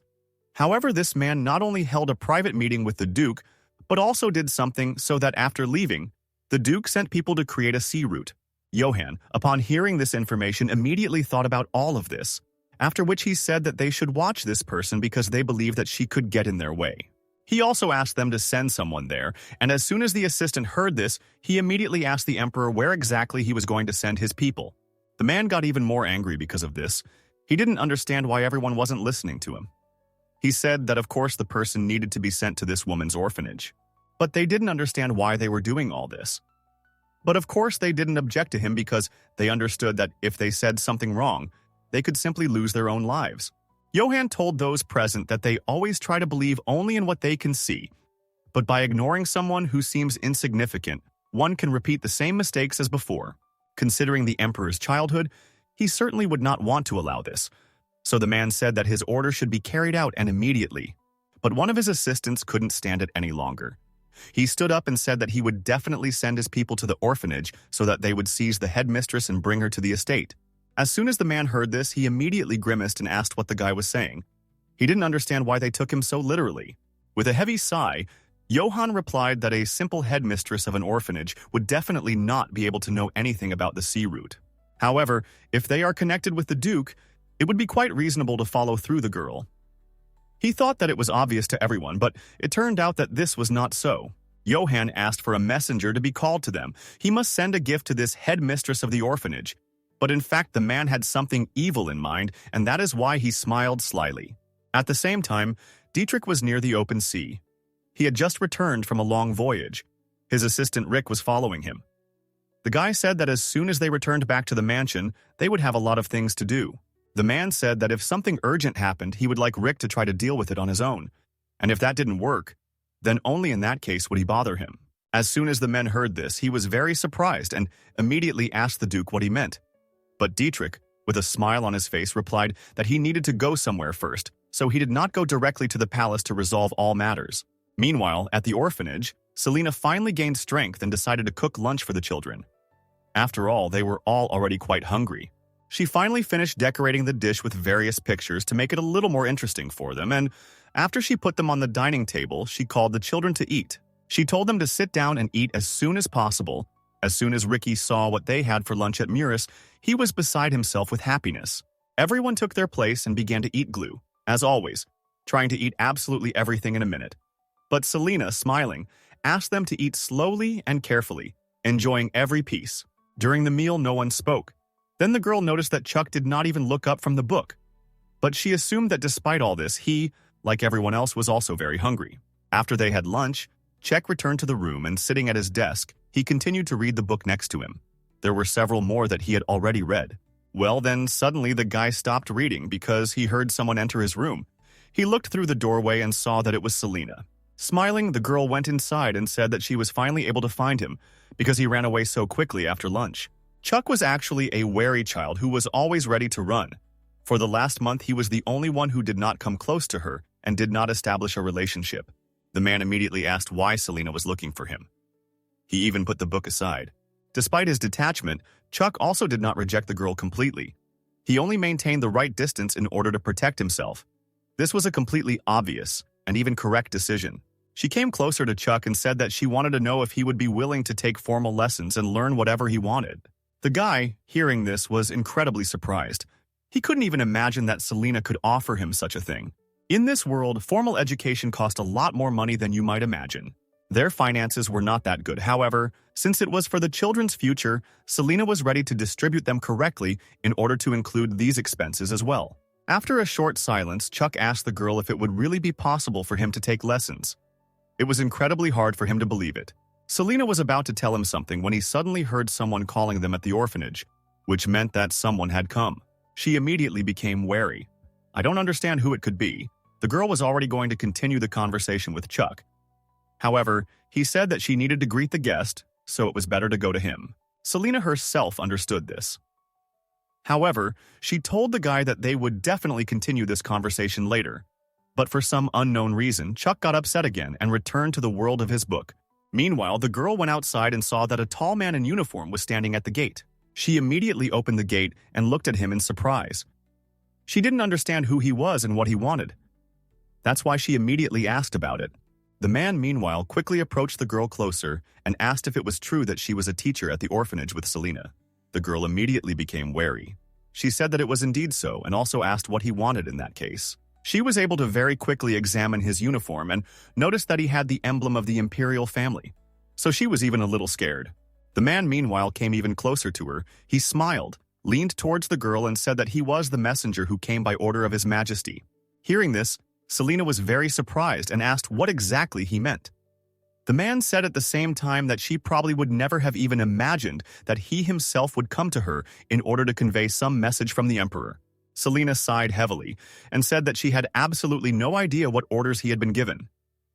However, it was just an ordinary orphanage, so she did not understand what exactly he was doing there. The man suddenly grimaced and said that he understood that perfectly well. However, he would like to go inside and talk to her in a more formal setting. But the girl asked for forgiveness and said that children were afraid of noblemen in rather luxurious and bright clothes, so she had to refuse to let him inside. The man looked himself over from head to toe and was a little surprised, sighing heavily. He said that if this is so, then this will definitely not help him. So he suddenly smiled and began to speak very quickly, which was completely different from his previous manner of speaking. I had to speak on the street, so he said that the reason he came all this way to me was for another reason than to inform the village that His Highness would be specially sponsoring this place. The girl heard this and immediately became wary. She asked again what exactly he meant and what special sponsorship he was talking about. She had never heard anything like that before. The man explained that it was a very special occasion for the Imperial family to sponsor her. Selena suddenly frowned and asked him to wait for a while and asked why His Highness had to sponsor her shelter. After all, they had never even met, so she didn't think he had even heard of it. She was really suspicious. Suddenly offering special sponsorship to an orphanage that didn't even meet the sponsorship criteria was really incredibly strange and suspicious. The girl said in a calm voice that of course she was grateful for His Highness's sponsorship. However, she could not accept it without knowing the main reason for the Emperor's goal. As soon as he heard that he was refused, he shouted loudly again and asked if the girl understood or even spoke now, and especially to whom. He started yelling at Selena and said that this was the only opportunity in life, so he didn't understand how she could even turn up her nose at the same time. Selena became even more wary. She had just refused sponsorship, so she did not understand why the man was so persistent, because she had every right not to accept such donations. The man, meanwhile, continued to insist. He said that the sponsorship of the Imperial family would be more special than anyone else's. He could definitely assure her of that. It will include various services, and the amount of sponsorship will be incomparably large. With this money, she will even be able to pay off her debt to Baron Crack. So he did not understand how she could refuse this offer. Lena was not going to allow him to behave like that towards her. So she pulled out her hand, which he unceremoniously took, and asked how he even knew about this debt because not a single soul knew. The girl also, without taking her eyes off him, asked if the Imperial family had really conducted some special check of her identity, and only after that decided to provide her with sponsorship support. The girl was even more cautious because these events were not in the original story, and she assumed that perhaps everything changed because she met Duke Crayman. He didn't know what to answer her, because he couldn't even foresee that she wouldn't immediately agree to this help and support. But Selena interrupted him and bowed and said that she was grateful to the Imperial family for this, but she would refuse this sponsorship. At this, she turned around and began to return back to the estate. The siren asked him to leave and not bother her or her children anymore. However, the man had to carry out his orders, so he began to cross all boundaries. The guy grabbed Selena by the hand, thereby stopping her. He asked if she really thought she could just leave like that, refusing to sponsor the Imperial family. Selena pulled her hand away from him and looked at the man with an icy gaze. She asked if the Imperial family was really trying to achieve what they wanted through such coercive methods. She had never seen such impudence on their part. She looked him straight in the eye and said that if he did not leave now, she would send a letter directly to His Highness stating that the envoy's relationship was extremely coercive and violent. She will also convey directly to the Emperor that she cannot accept sponsorship in particular, and because of this reason, the man at that moment immediately tried to calm down. However, he could not do it. He asked if she was really trying to threaten him now. He said that it was very funny that she thought that His Highness would read the letter of a fallen nobleman. However, this is definitely not the case. Then he got very angry again and started yelling at her, saying that if she makes an enemy of the Imperial family, and then she will not receive sponsorship from any family in the city. Therefore, she would better think about what she is going to do at all, and most importantly, with whom. But Selena said that it didn't bother her at all. So she was about to leave, but then suddenly they heard someone else's voice speaking to them. The envoy immediately turned back and then suddenly saw Dietrich. He came closer and said that it did not matter to him if he did not receive the sponsorship of the Imperial family. The messenger saw the Duke of Crime, but he was genuinely surprised because he certainly did not expect to meet this man near the shelter. The man tried to defend his point of view and told the Duke that if he had such a status, he still could not challenge the will of His Majesty, so he should not have interfered in all this. But Dietrich wondered if he hadn't just said something similar, that no noble family would ever support someone who went against the Imperial family. The man stood between the girl and this messenger and said that his house would sponsor this orphanage, so he didn't want to hear anything else. He also said that from that day on, the girl's shelter would be an institution under the protection and support of the Kryman house, so it was now his area of responsibility.